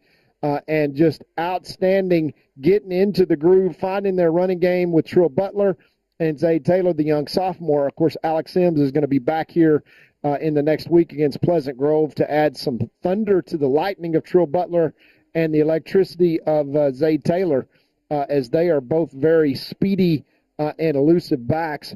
And we have really just seen Brady McCowan grow up right in front of your eyes in terms of growing into this Buckeye offense. His first year at the helm as the quarterback, which really frees up what we call glue, which is Caden Tennyson, who was the quarterback on last year's state championship team, going out to his natural position at flanker, but also running quarterback and also freeing him up to play some defense, which is probably where he will play at the next level, which really just kind of allows his talent to flourish and get out into the open, and he has really kind of become the go-to receiver for McCowan. Brent Webb, of course, second interception in as many games here tonight to set the Buckeyes up on another scoring drive, and then converting on a fourth down play receiving. Just as we've said a million times, a method to the madness with Coach Metzel, and the schedule in the first 5 games of the season, pre-district schedule, punching above their weight class. The Buckeyes make adjustments. They forced themselves to uncover any and every weakness they possibly had early in the season. Of course, last year they did the same thing, beginning the season 0-3, and then storming to 11 straight victories and running the table to become the state champions. And this year they've not so much to uncover in terms of weaknesses. The Buckeyes look strong, especially on the defensive line. The black flag really has come alive this year to be a strength to the Buckeyes. And after the first 5 weeks, the Buckeyes get a lot of guys back, really still getting healthy. But you can see the difference that it makes, especially on the offensive line, with the Buckeyes' ability to run the ball against the likes of the Van Vandals. Now, Van came into the nice game really thinking that they could get the best of the Buckeyes physically in the box. In other words, the tackle box and up front in the trenches, Van really thought that they had the advantage. And so far, the Buckeye offensive line has really had their way with the Van Vandals. The defensive line for the Gilmer Buckeyes really figuring out that Moffitt, the quarterback, and the running back, their two brothers, the senior and the sophomore, really gamers there for Van, doing all they can do to keep Van in the ball game, but not really successfully, or just not enough, as this team beat Lindale, their kind of arch rival, and beat them by the same amount the Buckeyes did, just a single score. But you can really see how far the Buckeyes have come, getting everybody healthy and really starting to get Brady McCowan clicking on offense. He has just been tremendous at the quarterback position so far here tonight. His incompletions have either been close or just put it in a position where only his receiver can get it. And lots of young Buckeyes, Solomon Jackson, and then really excited about the near touchdown catch from Trace Haynes. That is the little brother, not so little, but the little brother of Buckeye legend that is our Ashton Haynes, our running back from several years by Ashton. And Ash was probably the most talented running back that the Buckeyes have ever had, and that is a mouthful saying something, looking at the roster of Buckeyes, 5-star All-Americans running backs that the Buckeyes have had, and, even National Football League caliber guys. And so that is something to see little brother come on and start to make plays, and it is exciting if you're a Buckeye fan. Tonight, really, this was expected to kind of be one of the big challenges to the Buckeyes en route to a district championship, the Van Vandals, and then, of course, next week's opponent, the Pleasant Grove Hawks, last year's district champion, and did not get to face the Buckeyes in the playoffs because they lost in a last-minute contest to the Carthage Bulldogs, and the Buckeyes able to go on and beat Carthage and then go capture their fourth state championship. And now the Buckeyes looking to go back-to-back and defend that state title for the first time in school history, having 4 state championships. So really exciting times tonight if you're a Buckeye fan. able to play at home against this Van team, come out and play exceptionally well on both sides of the ball. Of course, still 24 minutes left to play, and these Buckeyes cannot go to sleep. Coach Metzel shared with us during the coaches show how pleased he was at the emotional maturity of these Buckeyes and the first 5 games and what it's prepared them to do in terms of the long-term goal on the season, which is obviously to get back to Jerry's world. But there is a long way to go and a lot of teams to go through that are quality teams, one of which they're facing here tonight in the Van Vandals. 28-10 is our score at halftime here on the Juicy's Halftime Show. Once again, I want to remind folks we had a fire somewhere close here into Buckeye Stadium and Jeff Traylor Stadium that created a little bit of a haze. So if you're thinking about, man, it looked a little hazy, that actually was smoke in the air that we had. It's kind of cleared off. Beautiful night. We've got the full moon that you can see just next to the Juicy's logo on your screen. We appreciate all of our sponsors, but especially our halftime sponsor, Juicy's, who has been with us for 3 years now. And I can say that I have been a loyal Juicy's customer as well, as my waistline will attest to. But for myself, Todd Robinson, the host of the Juicy's Halftime Show, we're going to come back with the Sweepstakes Award-winning Buckeye Band. The Buckeyes, from a band standpoint, performed in their Regional 4 competition this last Wednesday and came home with straight ones. Eric Gray and his staff there doing such an outstanding job for the award-winning Buckeye Band, who is on their way back to state to try to get back into that state championship competition. They've been very, very close the last couple of years and looking to get back again. But as the Buckeye Band takes the field and the Buckeye Stars, I'm going to sign off for the Juicy's Halftime Show. We're going to pitch it to the Buckeye Band, the Stars, and the Majorettes, and enjoy the rest of this Juicy's Halftime Show.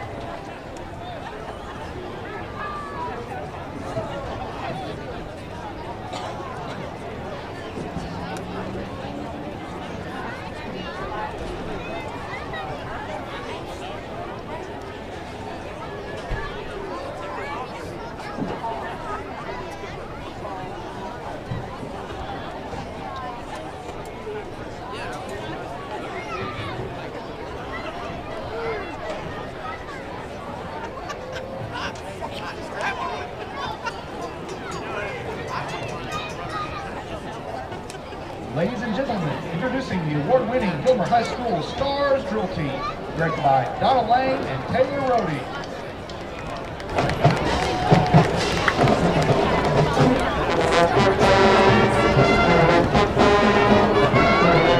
Officers from left to right are Alyssa Sook, Senior, Jocelyn Sanchez, Junior, Emma Cormier, Senior, Keely Galt, Senior, and Laney Hamilton, Senior.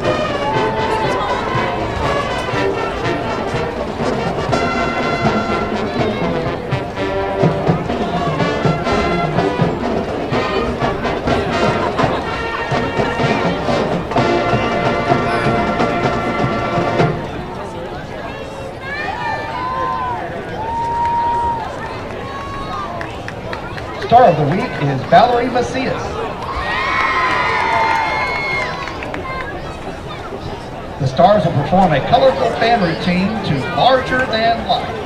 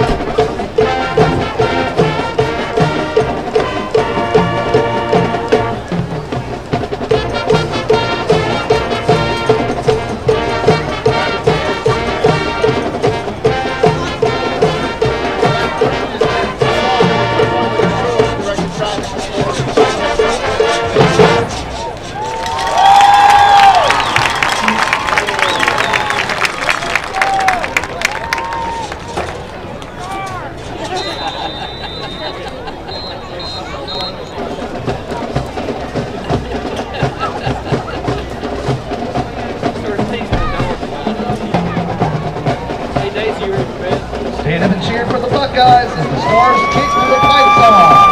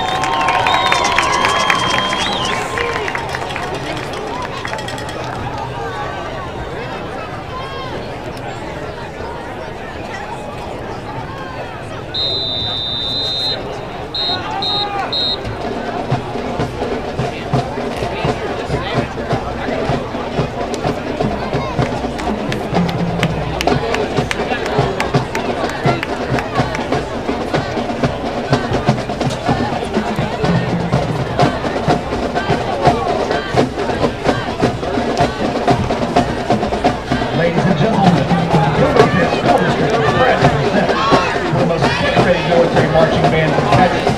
From right of Upshur County, the four-time UIL state marching finalist, Gilmer Buckeye Band. And now we feature the GHS Majorettes as they perform a tour routine to Love Runs Out.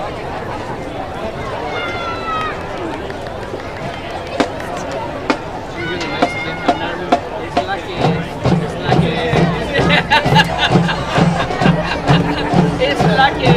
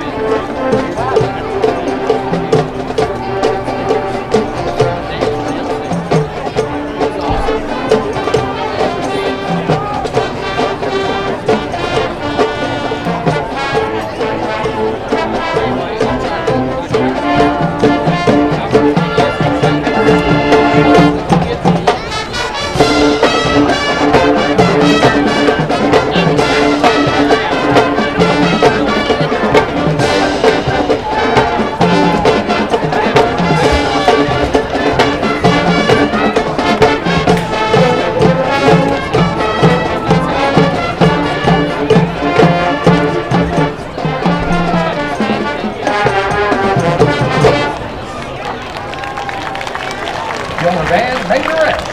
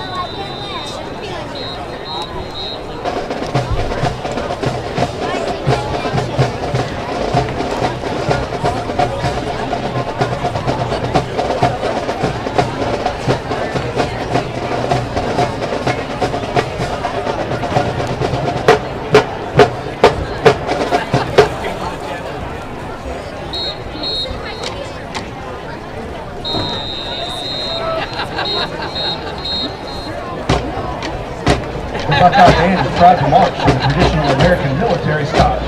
Under the field command of drum majors Aubrey Gillen, Carter Garvin, with featured twirler Amy Sanchez. Main steps off to Intrepid Fanfare by Larry Ward. Inver Cargill by Alex Lipton. Gentry's Triumphal March by Fred Jewell. Tropic to Tropic by Russell Alexander. The Caisson Song, arranged by Larry Ward. St. Julie by Arthur Hughes.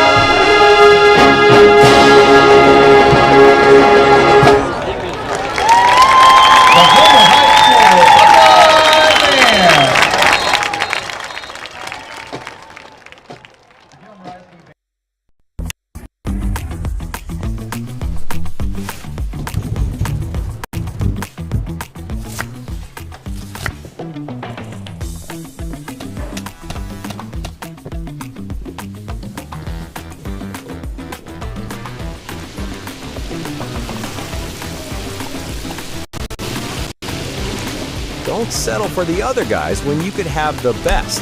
Only at Juicy's.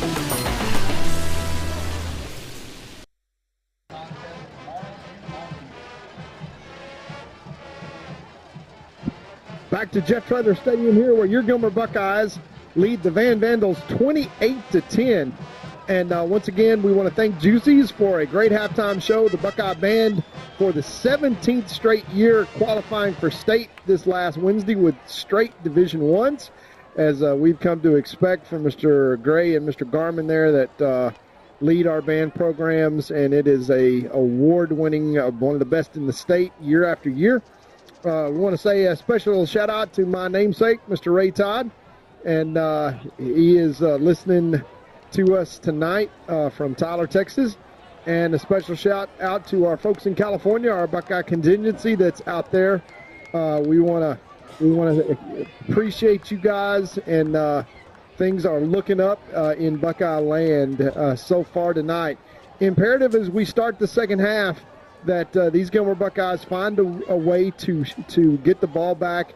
And if they could go and score and make it a 4-score game, they pretty much kind of put the nail in the coffin and really make the mountain very, very difficult to climb for Moffitt and company and these Van Vandals. But this is probably the most critical play of the game, or the critical series of the game that's left.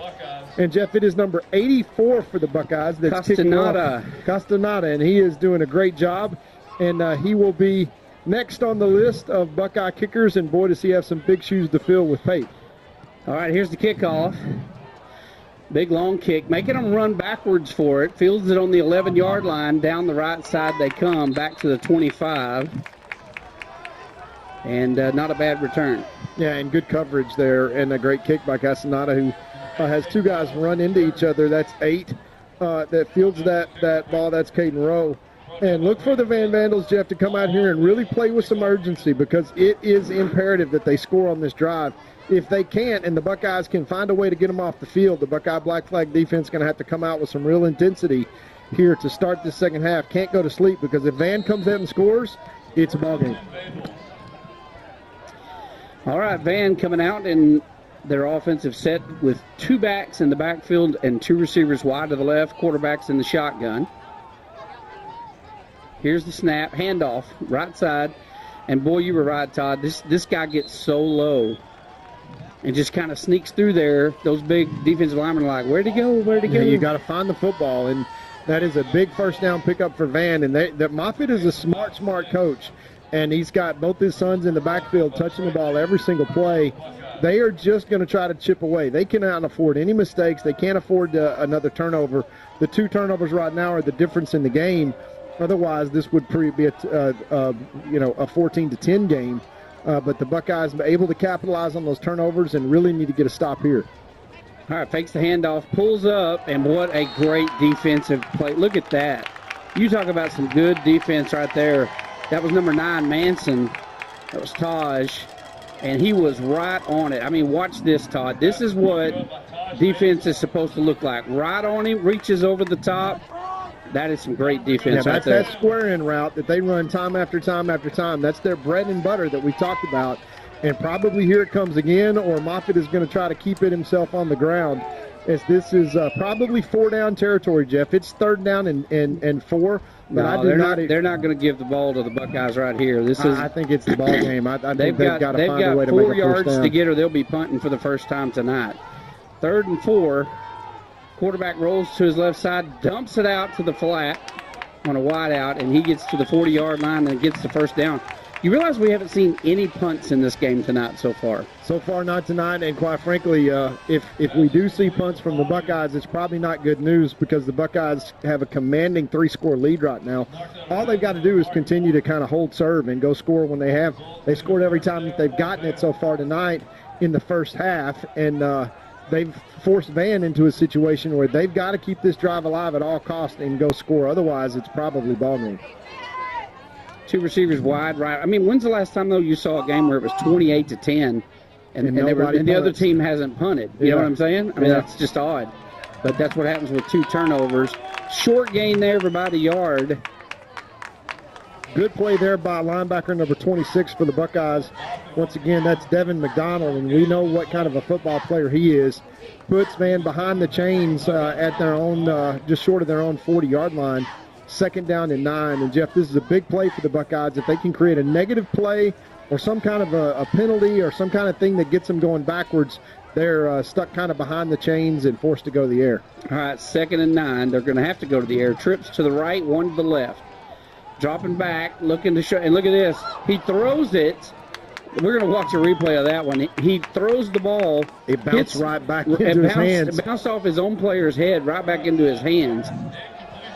And just watch this. This is 3rd or 4th time tonight he's had trouble getting the ball off. Hits his own player. Bounces. I've never seen that before. Yeah, that's an Andrew Luck kind of a play, but 3rd down and 6. And, Is that a pass or a run? How do you record that? It's a completed pass and yards after catch. 3rd and 6. 3 receivers wide right motion. Number 7 fakes the pitch. Sets up a screen. Number 12, left side, gets down the field. Nice play there. Yeah, These guys have got a good playbook. I like their playbook. I do. Yeah, I do not know how that's not you watch this play out to the near side, Jeff. This is a tackle. Literally, they tackle right there. How is that not a holding penalty? As Coach Metzel is saying, what are you looking at? He literally got tackled. I did not see that, Todd, until the replay. That is bad. That is as bad as it can possibly be when he just literally comes out and tackles the guy, and the line judge just looks at it and goes, I don't know. He got away with that one for sure. 1st and 10, ball's on the Buckeye 47. Here's the snap. Dropping back, looking to go deep. Overthrown, almost picked off. Almost picked off there.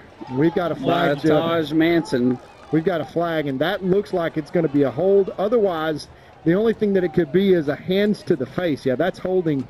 That is going to be against Van. And Taj almost got that one. It's to your point, Jeff. That would have been one that we could have declined. And that's going to back man up back into their own territory, Jeff, after that last play. That hold was egregious. I'm sorry. I know these referees that wasn't even a hold. I don't think you can classify that as a hold. Yeah, that's not a hold. That's a violation. Todd, I think we've got one more interception in us for the second half. That'll be a total of 3 tonight. I'll be all for that, Jeff, if your predictions so far tonight have been right on the money. And here at 1st down and 20, you got to think that this might be an opportunity because Van's going to have to put it in the air. Great pressure by the Buckeye front so far. All right, dropping back. Heavy pressure. Ball falls in, almost picked off. Look at that. Look at Hagler holding his hand. Wouldn't it be crazy if Hagler had 2 interceptions in this game? In the same game. Watch this. This one hits him right in his breadbasket as he just wasn't looking. As he's holding there, and it just literally hits him right in the hands. And he says, oh, my goodness, I had 2. And he saw all that green grass in front of him, too. If Hagler gets a pick 6, we may never hear the end of it. Yeah, exactly. If Hagler gets a pick 6, I'm going to jump out this window and sit in the stands. I'm going to be a fan the rest of the night. 2 receivers left, 2 right, 1 in the backfield. Draw play. Buckeyes sniff it out this time, and they stop him for no gain. We got a Buckeye helmet on the ground, which means one of them has to come out. It is 3rd and about 24 for Van. I see Tyler about twice a week over at my house, and obviously we've known his whole family since we were in high school. The grandson of one of our classmates, Mr. Harold Hagler. But I tell you what, Jeff, I'm going to get some duct tape and just duct tape that helmet on. He loses that helmet about three times a game. Every time you look up, that helmet's on the ground. Get the man a helmet that fits. 2 receivers wide to the right, 2 to the left. From the shotgun, here's Moffitt. Under some pressure, almost picked off. Number 17, Jackson, got a hand on it, couldn't reel it in. And look at here, Todd, first time tonight we're going to get to see the punt team for Van. And here they come, no chance at 4th down and 20. Punting it is the only chance that Moffitt has, and now the Buckeyes have the opportunity to start putting some nails in the coffin under a beautiful full moon here at Yamboree time in Gilmer, Texas. And, boy, it doesn't get much better than this. The weather starts to cool off, Jeff. No. The Buckeyes looking like the Buckeyes. Perfect weather. Yamboree's in town. You can get a corn dog, watch some football. This is great. Life doesn't get much better than this. It's awesome. I'm telling you. What a punt. Wow.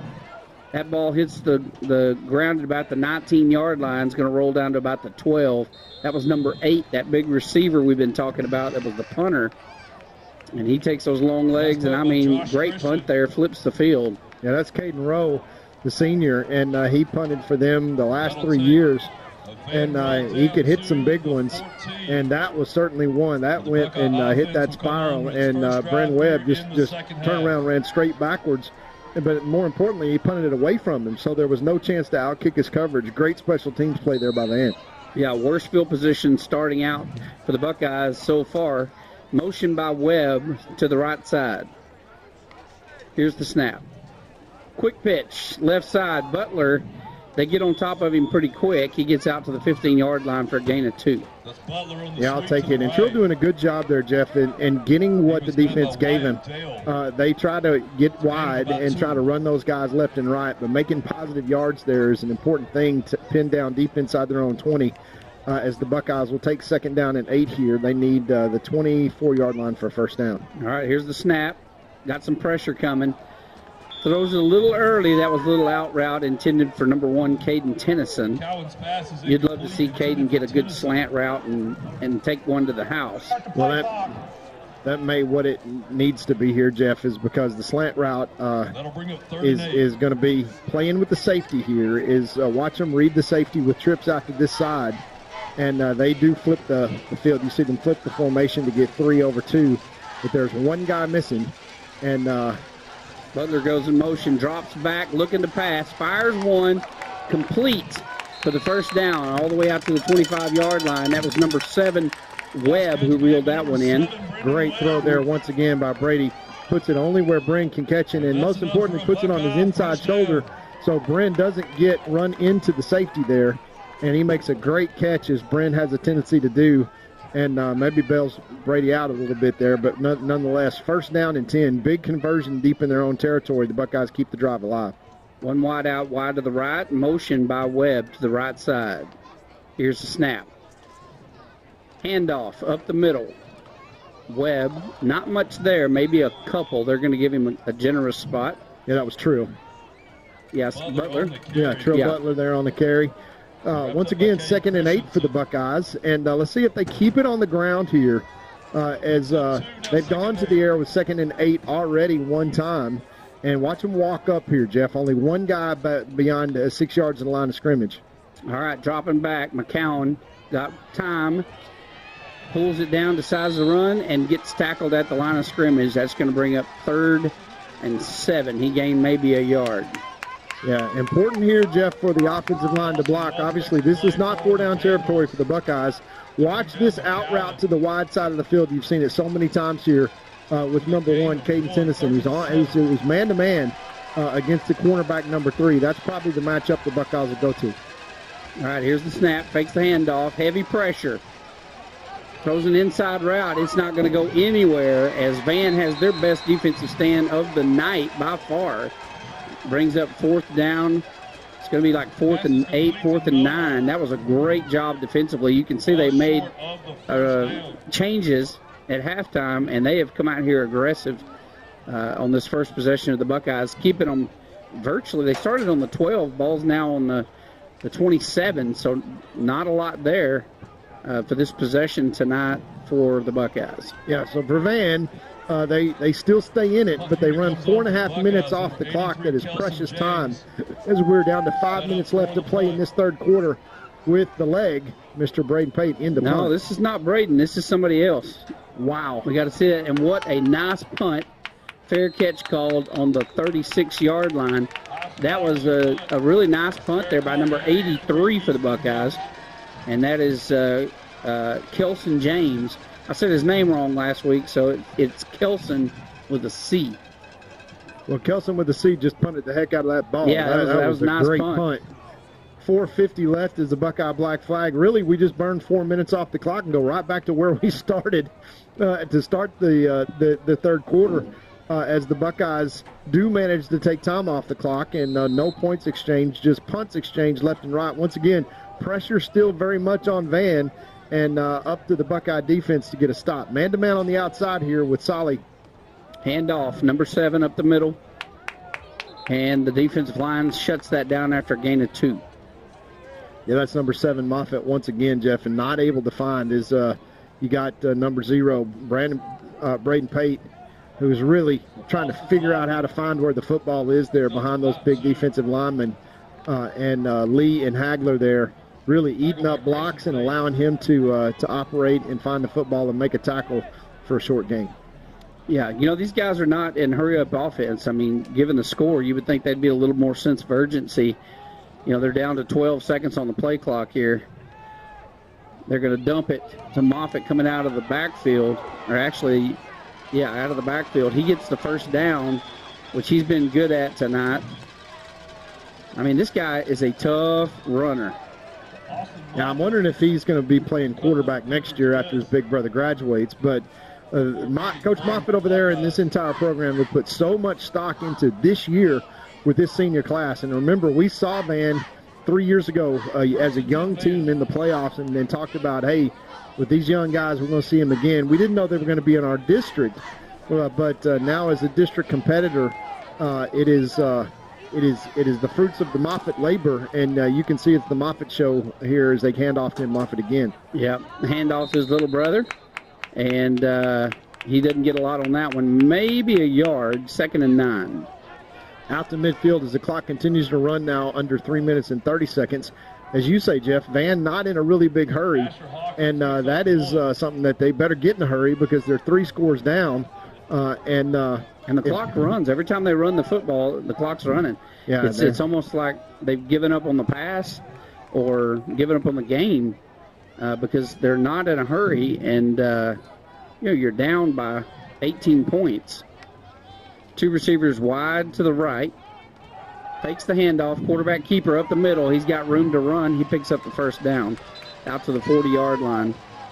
Now he'll move the chains, and as long as the Buckeyes can keep everything in front of them right now, as we see this replay, and they're going to basically do a handoff fake, and then he is going to run what's called a delayed draw, and hopefully the linebackers either try to go for the fake or they bail, and new faces come in for the Buckeyes to try to keep everything in front of them for Van. If the Buckeyes do let them score, they want to make it slow. Yeah, 2:27 left to play in the third quarter. Again, Gilmer leads 28-10. 2 receivers wide to the right, 2 to the left. Takes the handoff, looking to pass, goes across the middle, incomplete. Really good coverage by Bryn Webb and the rest of the Buckeyes as well. And in the secondary, they knew that they were going to get challenged tonight by Moffitt and these receivers, and they have done an outstanding job so far. Yeah, they have really stepped up. Had some excellent coverage all night tonight. Great defense all the way around. Incomplete pass stops the clock. Clock is the Buckeyes' friend right now, leading 28-10, and only 1 possession so far in the third quarter, and they have had to punt. So the Buckeyes only 1 opportunity to extend that lead, and this is Van's now 3rd possession of the second half. All right, here's the snap, drops up. Had pressure coming from the backside. I think he heard footsteps and overthrew that one. Yes, he did. I would have let that one go too. Yeah, well, Trey Lee was coming behind him. They have watched enough of this Buckeye front on film to kind of say, look, whatever you do it quickly, because Mr. Moffitt understands that his windows are short. 3rd down and 10 now behind the chains, probably 4-down territory for Van, but the Buckeyes would dearly love to get a stop right here and go get a final score and put a nail in the coffin. All right, looking for a play call coming from the sideline. 4-down territory. Look for a draw play right here, Jeff. All right, 2 receivers wide right, 2 left. Dropping back. Going to run it. Down the left side, Moffitt turns on the Jets. Look at this guy run. Out of bounds at the 22-yard line. Knocked down by McDonald, and then offensive line comes over here and got a little skirmish on the sideline. They wanted a flag for late hit. Yeah, they're trying to draw a flag, Jeff. Yeah, and McDonald waited a little late. He was already out of bounds. He just needs to pull up and let that one go. But nice run there by Moffitt. I tell you what, these Moffitt boys are They are athletes. Yeah, they're the bread and butter of the Van program, and then they're coaches' kids, and more importantly. By the way, I have a friend of mine, Reed, who is from that area. He said they're both seniors. Oh, they're both seniors. I They're thought one both was a seniors. sophomore. Oh, sorry. He's listed. The first Moffitt is listed right next to a sophomore on the roster. Yep. So this is it. Handoff to number 7, Moffitt, up the middle. Nice run there. 8-yard gain. I love watching this guy run the football. Austin Moffitt. Yeah, and that was Austin Moffitt on the carry. In comes Hagler once again on second down and short, and 1:37 left to play in the third quarter. And for Van, I sound like a broken record, Jeff, but it is just very, very critical that they score here. And if the Buckeyes can find a way to keep them out of the end zone, the mountain that they've got to climb is just really, really steep. Takes the handoff, rolls to his right side, looking to throw back across the left, wide open. Number 15, what a great play call there by Van. And that is a Van touchdown. Now watch the replay here. Watch how they roll him to the right side. And take the 15 goes handoff all the way across. You see him sneak all the way across from his backside tight end position. Yep, and completely linebacker's untouched. Excellent play call, excellent play design. But it's Moffitt who basically just scrambles around and buys time with his feet. And the Buckeyes burn almost a quarter, but the Van Vandals do exactly what they needed to do from the beginning. A blocked extra point. The Buckeyes still points. They can pick this up and go score with it. And they're trying. We've got a flag down. I'm not sure what that's going to be. But the Buckeyes block the extra point to keep they have blocked several of these this year. We have had a lot of blocks this year. I'm not sure who got their hand on that one. And we're not sure what the flag is going to be about here. We see if we can pick it up on the replay here. It was a bad snap and blocked by Hagler. Yeah, that looked like Hagler got a hand on it. Yeah, and Trey Lee came over here and just basically clocked the defender, and I think they'll get an extra shot at this, and they'll be able to go back and try to kick this one again. But it was after the blocked kick. Really, this line judge is just creating havoc for Coach Metzel. I think Coach Metzel is going, well, wait a second, timeout. Shouldn't that be assessed on the kickoff? No, that's not a retry. That was after the block. That's supposed to be assessed after the kickoff. Yeah. That is not how that's supposed to go. I'm pretty sure Coach is calling him over and he's going, what Alan is saying is we had possession of the ball. Yeah, and they're explaining how they interpret the rule there, but they're going to get another opportunity here. Yeah, this line judge is just wearing us out, Jeff. He is doing everything that... not a lot of penalties so far in the game, and that's a good thing. I like when they let the boys play. Yeah, but 28-16, Van's going to have another opportunity to get this extra point. This time, they do, so that they're going to get a point that they would have missed. It is 28-17 with 1:13 left to play in the third. We'll be right back after these messages.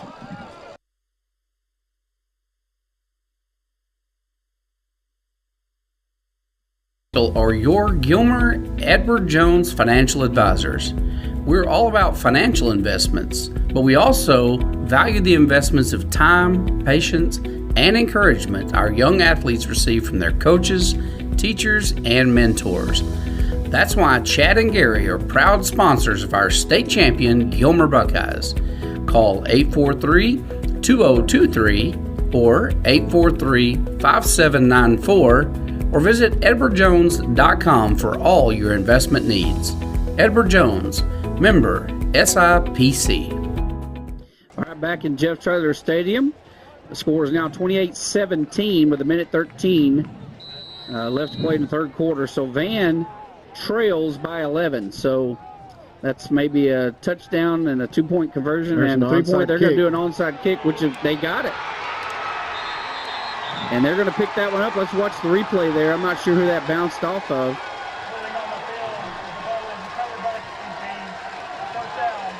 Yeah, first down, Van at the 50. We'll watch this kickoff here. It just bounces. I don't know if we weren't anticipating that.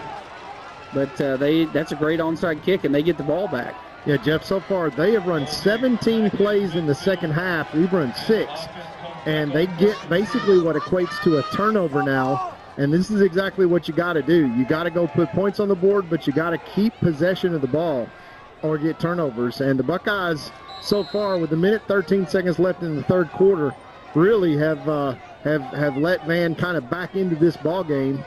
And let's see if we can't come up with a turnover here.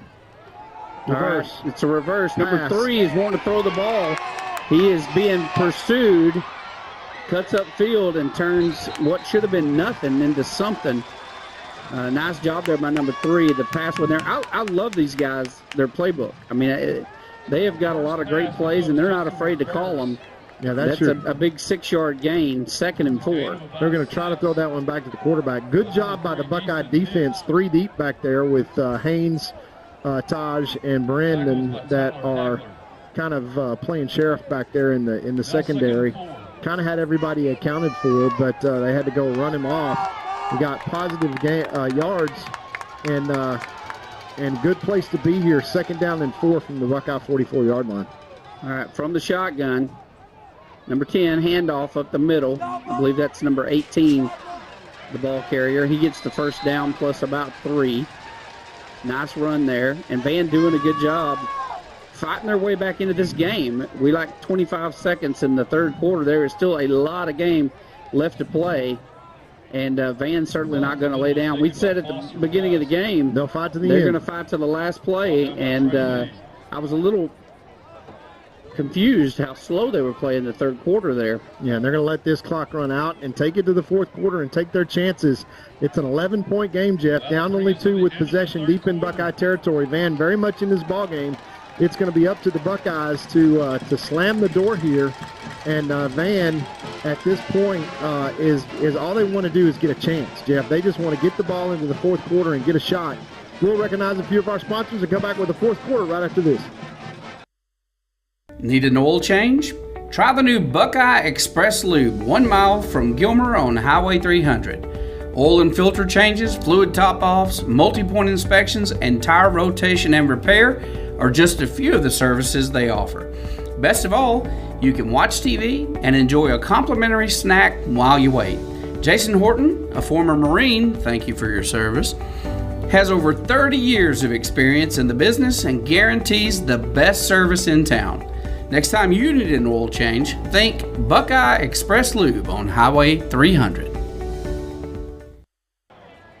throughout the sales this week of the pink out shirts that brought in some $1,100. All right, we're back here in Jeff Taylor Stadium.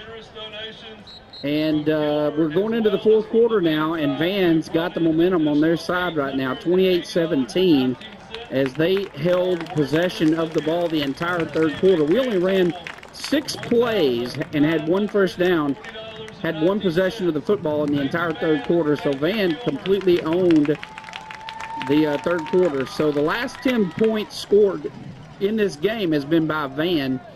So they've got a little momentum behind them right now as we go into the fourth quarter. 12 more minutes. Buckeyes need to hold on if they can. Here's the snap. Handoff, right side. Nice run there once again by number 18, just refusing to go down. Gets all the way down to the 26-yard line, and they are moving the ball on the ground against this Buckeye defense. Yeah, on the ground, and the clock stops. That's not a necessary, or excuse me, the clock runs. That's not necessarily a bad thing, but the Buckeyes need to turn them away right here. Obviously, 4-down territory now, probably from here on in for Van. All right, from the shotgun, tight set, low snap, handoff, number 18 up the middle again, and he does a somersault in the air. Brought down there by Gillian and Bates, and he is going to be good for about 4 yards on that carry, 2nd and 6. Ball spotted on about the 23-yard line. And still kind of taking their sweet time. Coach Moffitt knows that there's a whole quarter to play here. Got the onside kick after the last possession, Jeff. Probably expect another one here if they can find a way to put it in the end zone. If they do, we got ourselves a ball game. Yeah, tight set once again. This time number 7, the ball carrier, up the middle. And he gets tackled after a gain of about 2, maybe 3. And that was, once again, Guillen on the tackle. Yeah, big third down play here, Jeff. And if the Buckeyes can just get pressure on Van and create a 4-down opportunity, then if you don't create it or you drop a pass and the ball's going the other way, then you lose a golden opportunity. Van's still 2 scores down, 11 points.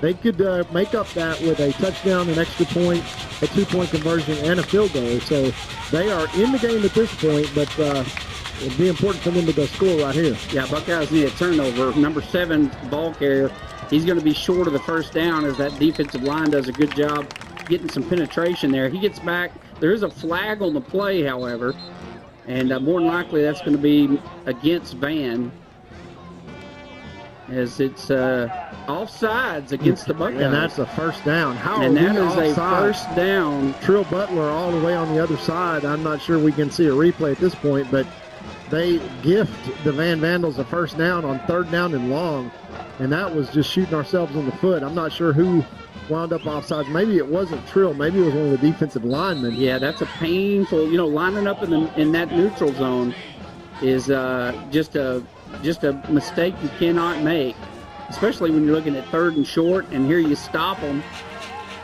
force them into 4th and 3. Now they got 1st and 10, and the ball deep into Buckeye territory. Quarterback keeper, and does a great job there. Number 7, Webb, getting his hands on him, but quarterback just keeping his legs moving. Gets down inside. Got about a 5-yard run there. It's going to be 2nd and 5.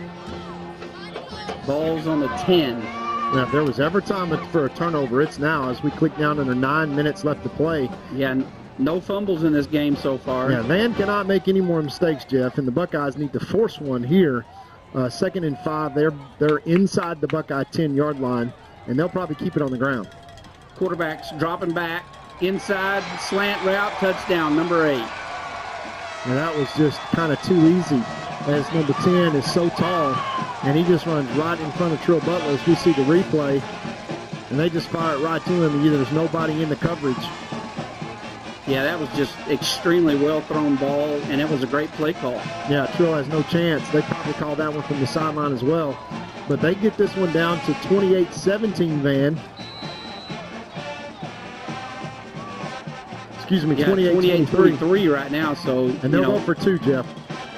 Big time opportunity to get a stop here for the Buckeye defense, because they can be within a field goal of tying this game up if they convert this here.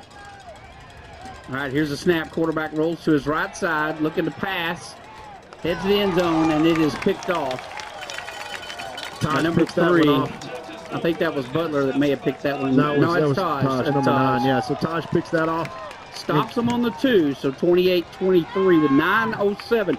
So the Buckeyes going to get the ball. And we hope they get the ball. Yeah, we hope to get the ball. And we can't, we got to get down the field. We got to get the ball, first of all, to your point. And then we've got to get down the field and get the score. We'll be right back to pick up in the 4th quarter. Please join Jeff Rash and Alan Metzel each Monday morning for the Gilmer Buckeyes Coaches Show. Every week, Jeff and Alan discuss elements of the program, speak with special guests, give player updates, review key plays from the prior week, and give insights on the opponent for the current week. As a fan, this is your chance to go into the locker room and behind the scenes. To view the Coaches Show, go to GilmerBuckeyes.com and click on the Coaches Show button. Go Buckeyes! Here we go. We're back, Jeff Schroeder Stadium. Look for the onside kick here as Van lining up once again within striking distance. 5 points as they've made a huge comeback. They're going to pooch kick it. It's going to be fielded on the 27-yard line. That's down Zaid. The sideline. Zaid Taylor all the way back to the 45. Nice return. It's not the right guy to kick it to with a pooch kick. Zaid is electric when he gets the ball in his hands, and he's thinking about scoring. 19 offensive plays, Jeff, that the Van Vandals have run compared to our 6 in the second half so far. This is the opportunity for the Buckeye offense to get right back where we were and in the first half, which was scoring at will. And if we can get us another score here and burn a few minutes off the clock, look for the Buckeyes to go to the ground with the football and use the clock and keep everything moving. All right, handoff up the middle. And good for about 3 yards. And look at this. Butler still on the ground. Oh, I think he rolled over the defender. Yes, Let's watch did. the replay here. Yeah, It would have been 3 yards, and everybody pulled up. Watch this. Zay Taylor. That's Zay Taylor. Watch this. He's going to roll over the defender, stays on his feet, and finally drug down after 9 yards. And that was a great heads-up play there by Taylor. Yeah, the side judge on the other side watching closely as Zay makes that move. Gets us in front of the chains. All right, handoff once again. Taylor up the middle, gets the first down. Hold on to the football. You better, when you're going through the middle like that, you treat that thing, keep it in the breadbasket. He gets all the way to the 40-yard line for a first down. And this is what the Buckeyes need. Eat some clock, work their way down the field, get the score, put it out there. You got 5-point lead right now. You get 7 more. Keep that 2-score lead out there. Yeah, and keep the clock running as the Buckeyes look to keep it on the ground. Zay Taylor doing a good job so far on this drive. 2 quick first downs on second effort and really just not giving up. The young sophomore doing a great job for the Buckeyes. A motion from Bates. Up the middle, Taylor, the ball carrier. Ball pops out, but I think he was already down. Yeah, the line judge is calling him down. And he was down. Yeah, he was down. That's what I was just talking about with this guy. He has got to hold on to the football. He kind of gets it out there on the side. You watch it. Watch how he carries the football.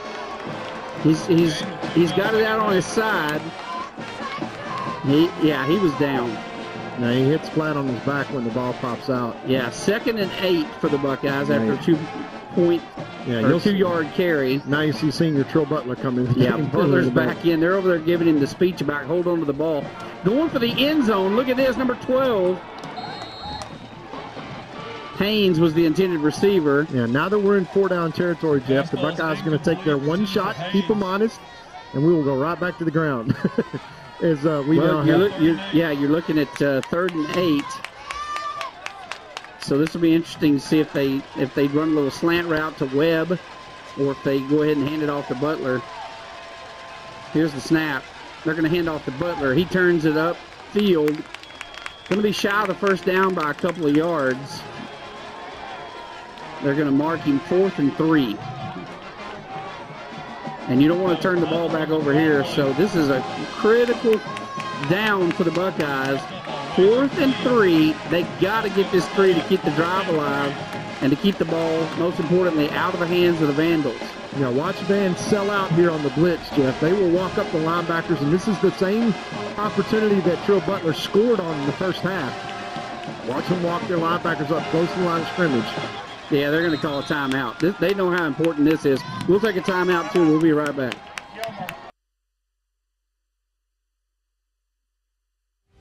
Two-time Hall of Fame inductees, Brent Godarzi and Marty Young. Back-to-back #1 trucking firm in the nation. Back-to-back best attorney and best law firm in East Texas. For nearly 150 years, Crowley Funeral Home has offered the highest quality in funeral services to the families of Upshur County for a fair and reasonable price. Led by Gilmer graduate Troy Murray, our staff stands ready at all times to tenderly guide your family in their time of need in all aspects of funeral planning, such as pre-need and at-need, and all types of services from cremation and memorial services to traditional funerals, with attention to every detail. At Crowley Funeral Home, we've been treating families as our own since 1883. All right, back to Jeff Choate Stadium. Probably the biggest play for the Buckeyes tonight. 4th and 3 coming off the timeout. 6:31 left in the game. Buckeyes have to get this 3 yards here to keep this drive alive and keep the ball out of the hands. They're going to pass. They're going to the air, and it is overthrown. And that was a huge play for the defense of the Van Vandals. I'm not sure what that call was supposed to be, Jeff, but yeah, I thought they'd do something really short. I was surprised that they went out to the flat. But the Van Vandals, for the first time tonight, get a turnover on downs, and they're going to get it 1st and 10 from their own 33-yard line. So now we got a ball game. We got a ball game, because if they score here, they go up on top of the Buckeyes. And look at the clock. We got 6:24. They're going to eat some clock getting down the field. So Buckeyes defense They're going to have to bow their necks here. They have been the story all year long of the Buckeyes. Now it's time to put up or shut up right here as the defense. Yeah, and you need a turnover. 10 Moffitt is going to be the difference maker right here. That's all he asked for is a chance at the end of the game, and he's got it right here. Yeah, look at him. Picks off right off the bat. Down the sideline, finds number 82 for a big gain. Close to midfield. And they're not wasting any time, and they're going to go for the win here. They're not going to play conservative. They're going to put this ball in the air. That hopefully will lead to another turnover and give the Buckeyes another opportunity to extend this lead by 2 scores. Yeah, they'll put it in Moffitt's hands. He's the senior quarterback. He's been in charge of this entire team basically for 3 straight years. And the Buckeyes had every opportunity here to keep Van out of the game. That onside kick was huge, and Van owning the third quarter and getting that big 4th down stop is big so far here. All right, low snap, handoff. Left side, Buckeyes all over it. Maybe a gain of 2. Clock continues to run, 6:11. Left to play in this game. And you know, Van, this is going to be 4 down territory for Van all over the field. They just got to go for broke here and find a way to get the ball in the end zone. You've seen their play calling ability and all the trick plays that they can run. And for the Buckeyes, you just got to be ultra aggressive and try to get a play going the opposite direction. More importantly, try to force a turnover here. Yeah, they're going to put the ball up in the air right here. Handoff, fakes the handoff, and luckily dropped. I mean, that was a well-thrown ball intended, that slant pass that they just scored a touchdown on to number 8. He drops another one. Yeah, Maury Morton on the coverage. They got single coverage on the outside. And that slant pass is just something they're going to run over and over and over again there to number 8. And try to get the ball into his hands. You're going to see them do that again. Yeah, 3rd down, and it's time for the Buckeyes, knowing that it's a pass play, to lay their ears back. But don't count out, Jeff, a 4 down territory draw play here. But they're going to put it in Moffitt's hands, whether he's throwing it or whether he's running it. Moffitt is going to be the guy right here. Yeah, they're going to a tight set right here. They're looking at 3rd and 8. Here's the snap. Handoff up the middle. Big blocks. Gets close to the 1st down, but not quite. 4th and 1. Obviously, they're going to go for it. And once again, I'll say it again. Moffitt. This is number 10. Most likely, Jeff, this is going to be a quarterback run, designed run. Oh, I wouldn't call anything but it. This is a quarterback keeper all the way. Maybe a draw. Probably going to line up and run something over here to the right side. Yeah, they'll get man-to-man coverage on the outside as well. We'll see how much that Moffitt trusts anybody. Trip receivers to the left-hand side, and the Buckeyes are going to have to adjust. But more importantly, they got to get penetration here and try to stop Moffitt before he gets going. All right, here's a snap. Low snap. Moffitt up the middle. Nice run. Gets the 1st down. Showing what an athlete he is. And I mean, this guy's for real. Right up the middle. Good for at least 4 yards here. Number 7, Webb, comes up, makes a good tackle. In open field. Now you see Coach Moffitt over there basically milking clock and basically saying, look, I don't want to make the mistake of scoring too fast and giving the Buckeyes a chance to come back on them. But it's the black flag defense right now that's got to stand up. All right, look at the pass, and that is great play. Almost picked off. That was intended for number 7, Moffitt, Austin Moffitt, coming out of the backfield. That's McDonald. As he just tried to get that ball right over the top as we watch the replay to the back out of the backfield coming out. Watch McDonald, the linebacker, just almost grabs that one. Oh, and, man, I wish he could have pulled that in. Yeah, and it's going to come down to several plays like this, Jeff, for the next 4 minutes as the Van Vandals got to pull out all the stops to try to get it in the end zone. If they get a passing situation, watch for number 8 as we got Bryn Webb locked up on him man-to-man, 2nd down and long. All right, low snap once again, handoff, number 18, and he's fighting his way forward. Maybe a yard. And a friend of mine, Reed, here, tells me that the Moffitt boys are twins, for sure. You got one that's 6 foot, and you got one that's 5'7". Yeah, somebody got. I would be so mad. I would be so mad. That'd be my luck too. These 2 guys are for real, man. They are good ball players. I'm going to tell you now. 2 receivers wide to the left, 1 back in the backfield. Moffitt 3rd and 7. 3:40 left to play in the game. Now watch for the slant at the top of the screen, Jeff. You got 7 seconds left on the play clock. They are eating clock, and now they're going to call a timeout. We'll take a timeout, too. Be right back.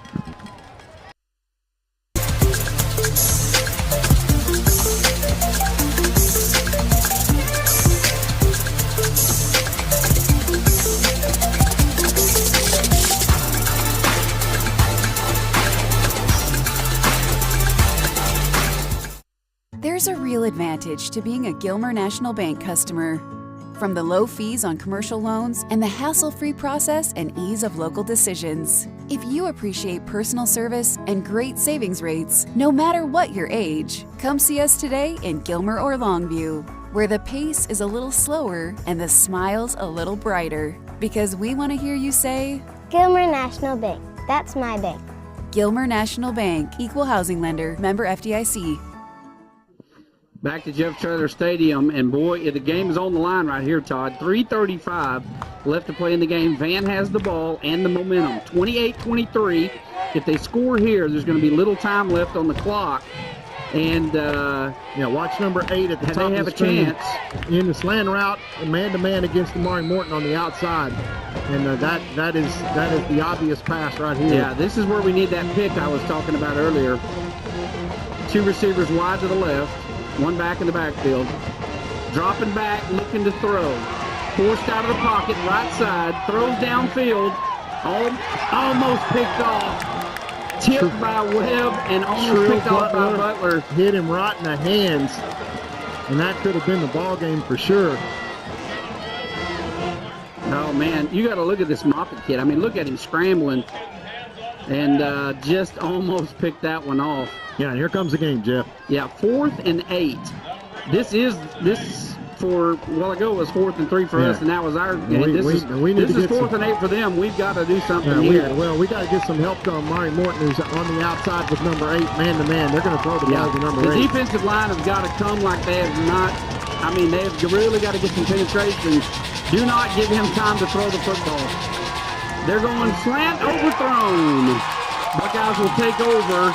1 down with 3:23 left to play. Now, what we have to do is run the clock. We got to get some first downs. How many timeouts do they have over there? Yeah, they've got 2. They got 2, so they're going to be able to stop the clock. Yeah, so we're going to have to get a couple of first downs. Yeah, Martin does a great job, Jeff, understanding that square route's coming. He has that locked up.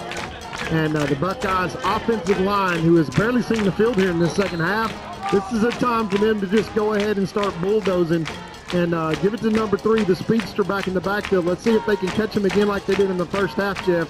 If he clears that first line, there's nobody who's going to catch Phil Butler. All right, this is going to be interesting to see how the Buckeyes are going to do this. You know they're going to be running the football, but Van knows that too. Handoff. Number 3 bounces out to the right side.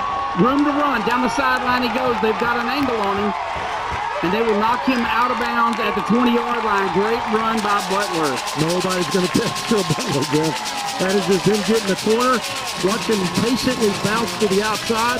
Great blocking on the outside. Look at that block there by number 13, Jeremiah Noble. It just gets in the way enough, and he pushes him out at the 20 and flips the field for the Buckeyes. Sherrill is a little bit winded, so Zayd Taylor goes in. The young sophomore's got to protect the football. And that's if the Buckeyes can run the clock and run this one in here, they will kind of escape a terrible second half. Here's Zayd. Yeah, hand off to Zayd, left side, got room to run, and he's good for about 8 yards on that carry. And the Buckeyes looking like they did in the first half, 1 yard shy of the first down. It is 2nd and 1. Yeah, we will take it, and we will use all the 30-second play clock that we possibly can. And just sit here and look over to the sideline while the coaching staff knows how much time they've got on the play clock to snap this thing. 15 seconds now as we're to 2:30 and probably about 2:25 when we snap this ball. Yeah, they're calling timeout. They're trying to call timeout over there, I think, on the Van sideline. Ref's not seeing them. Handoff to Zayd, nowhere to go, and he'll get back to the line of scrimmage, maybe. I think, in fact, he might have lost a yard, so it's going to bring 3rd and 2. That's okay. That is exactly where we want to be, running clock. And when you see number 54 and come into the football game, and you see Trey Lee come into the football game, we about to run it right down your throat. That is no three-man surface. That's what we did. You saw that a lot last year with Bell. Yeah. You know, bring him into that fullback position. Yeah, what do you see next year, Jeff? Yeah. I know what you're talking about. Yeah. All right, here we go. Buckeyes need 2 yards. It's 3rd and 2. Taylor gets drugged down again at the line of scrimmage, and that is great defense. Number 31 pulls him down. And they call timeout. And they're going to call timeout with 1:37 left to play in the game. They're going to burn they have 1 timeout remaining after this one. And Buckeyes now looking at 4th and 3. Yeah, let's see and what this we is decide where to this do, is where yeah. we were in the 4th and 3 situation. Now it's 28-23. We're 5 points down, right? Now you can kick a field goal here, Jeff, and try to take this up by 8 points and leave it to Van to see if they can come back and tie the game. That means that you got a lot of confidence. Or you try to put the nail in the coffin right here and you try to pull out your best play. You try to get it down to the 12-yard line and convert here. And if you do, you've got a chance to really run out the clock or score and put this back into a 2-score game, which really makes things impossible for Van. And we are sending out the field goal unit as number 0, leading scorer in the nation, is on to kick a 31-yarder, 32-yarder that we will have here by Mr. Braden Pate. What would you do right here? I'd kick it. I'd kick you would it. kick? Yeah. See, I would go for I think I'd go for the 3. I think I'd eat all the clock that I could. Kick is up. Money. And look at this guy. Leading scorer in the nation last year, Pate, clinch. And that puts us up 8 points. Now, what has to happen is 1:33 left in the game. We're going to kick it probably as deep as we can, I would assume. And Van is going to, well, they'll probably do the high pooch kick again. They want to keep it controlled around the 30. Van's got to get all the way down the field, score, and then they got to get a 2-point conversion just to put it into overtime. Just to put it into overtime. So what the Buckeyes have done in a second half that has not gone their way at all, and we will get a play total here a second in that drive. 12 first downs for Van to 3 for the Buckeyes in this second half. Yeah, they have really. And Jeff, we only had 2 possessions. Yeah, and I tell you what, the story here is that Van defense really stepping up. I mean, they stopped the Buckeyes down here when we had the first possession in the 3rd quarter and held us. You know, we had 1 first down. We had 6 plays in the 3rd quarter. I mean, so a tribute to their defense, and then their offense, of course, burning clock and capitalizing with the scores. Right, Jeff. We told you at the beginning of the game, Van's the real deal. Yeah, oh yeah, they're a good team, and the Buckeyes did exactly what they wanted to do in the first half. Now they've got Pate kicking off. Yeah, so Van has done exactly what they wanted to do in the second half. I think Pate maybe going to put a foot in this one. Yeah, he does. He kicks it high. It's going to be fielded on the 3-yard line, and they're coming back down the middle. And they get out to the 25-yard line, so that's good. And now the Buckeye defense, with 1:25, has got to do their job. And you know what they're going to be doing here. They're going to be throwing out routes to the sideline, trying to get out of bounds. Look for number 8. They got 1 timeout left, and the Buckeyes know that they're going to throw it. So you got Brent Webb, you got Kai Kennedy, you got Taj back there in the back. We're going to play basically nickel and lay our ears back and try to get pressure on the quarterback. But this is a great time for one of those pressure interceptions, Jeff, that you talked about before. And for Van, they've got to score and get a 2-point conversion just to get this in overtime for 1 and 25 seconds. But look for number 8 here, and it's single coverage on the top side and at the top of your screen. Number 8 against number 10, Amari Morton. All right, dropping back, trying to get to that outside route, and he throws it out of bounds. But that's exactly what you're going to see. They're going to try to chip away 15 yards at a time with out routes because they've got to manage the clock. That, of course, incomplete pass stops the clock at 1:20. Yeah, we have an injured Buckeye. I think that's Hagler. Hagler is down. I tell you what, we'll take a commercial break. We'll be right back. At Farmers Insurance, we've seen almost everything, so we know how to cover almost anything, even a rock and wreck.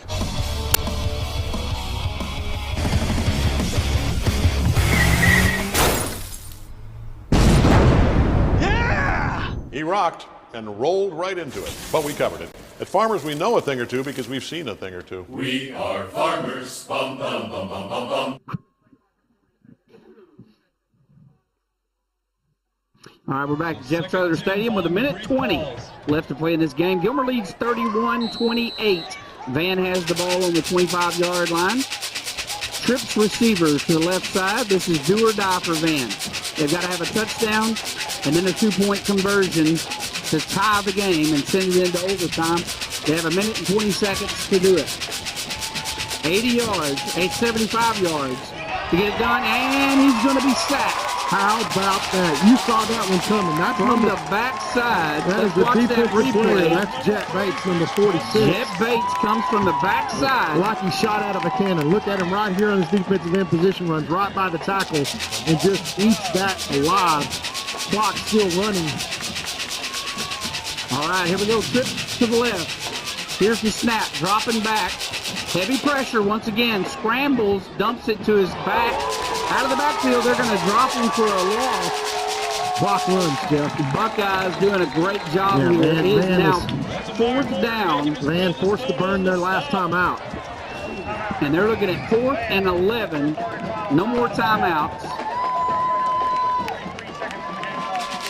And there's only going to be about 40 seconds on the clock.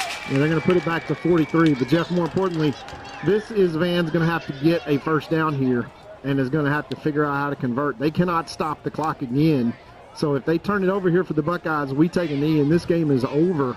But the Buckeyes obviously going to be playing the sticks and playing with their best players deep. That's Taj, that's Bryn, that's the big boy safeties in the back playing cover 3. And you got the front guys that can lay their ears back and basically create pressure. You see what Bates just did. You see what Jet just did. And the thing is, it's a little easier for the Buckeyes now because you know what they're going to do. They have a limited set of plays they can run. You know they're not going to probably do a lot of stuff across the middle that they're probably going to try to get. We know they got to go for the sticks. And so we can play a little soft out here. But this is it right here. This is the game for Van. 4th and 11 with 43 seconds. Here's the snap. Drops back, lets it go, and it is batted down. And that is going to be the ball game, folks. 37 seconds. Amari cut in front of that, and Bryn Webb is furious at him. Bryn Webb said, I had a touchdown. Watch Amari Morton cut in front of this. Bryn Webb's got this pitch. And Elijah went, look at Bryn jumping around saying, I was a touchdown. I picked it. He is absolutely ticked off. But Amari does a good job, and we go to victory formation, Jeff. And the Buckeyes, who in the second half only got a few plays from the line of scrimmage, are going to have a chance to kneel down and run this clock out. Yeah, hey, congratulations to Van. What a great football team they have. Their record, of course, was 5-1 coming into this game. They'll now go to 5-2. Buckeyes will now go to 2-0. Yeah, well, district. Yeah, 2-0. These guys will go 1-1 in district play. And that is the end of the football game. Buckeyes win 31-23, but hey, you got to hand it to Van, man. They started coming back hard in the second half, and what a great, gallant effort they made. We told you they would play to the last down, and they did. And I'll tell you what, these Moffitt kids, man, they are something else. Yeah, they are something. They're going to miss them next year for sure. But for the Gilmer Buckeyes, Jeff, it is the district championship on the line next week against the Pleasant Grove Hawks, who won big this week over Spring Hill. And once the Buckeyes get past that, they will qualify for postseason play regardless. Probably did that tonight, but probably district championship on the line next week, Jeff? It's definitely on the line next week. And it's going to come down to what you remember last year. Pleasant Grove came in here and put it to us. And they got a great team tonight. They won big. In fact, 56-14 over Spring Hill. Pleasant Grove, once again, the real deal. And we'll see them next week in Pleasant Grove. If you can travel, the Buckeyes need you. And come out and support them, bring some noisemakers and cheer and yell. Otherwise, we'll bring the game to you right there in your living room.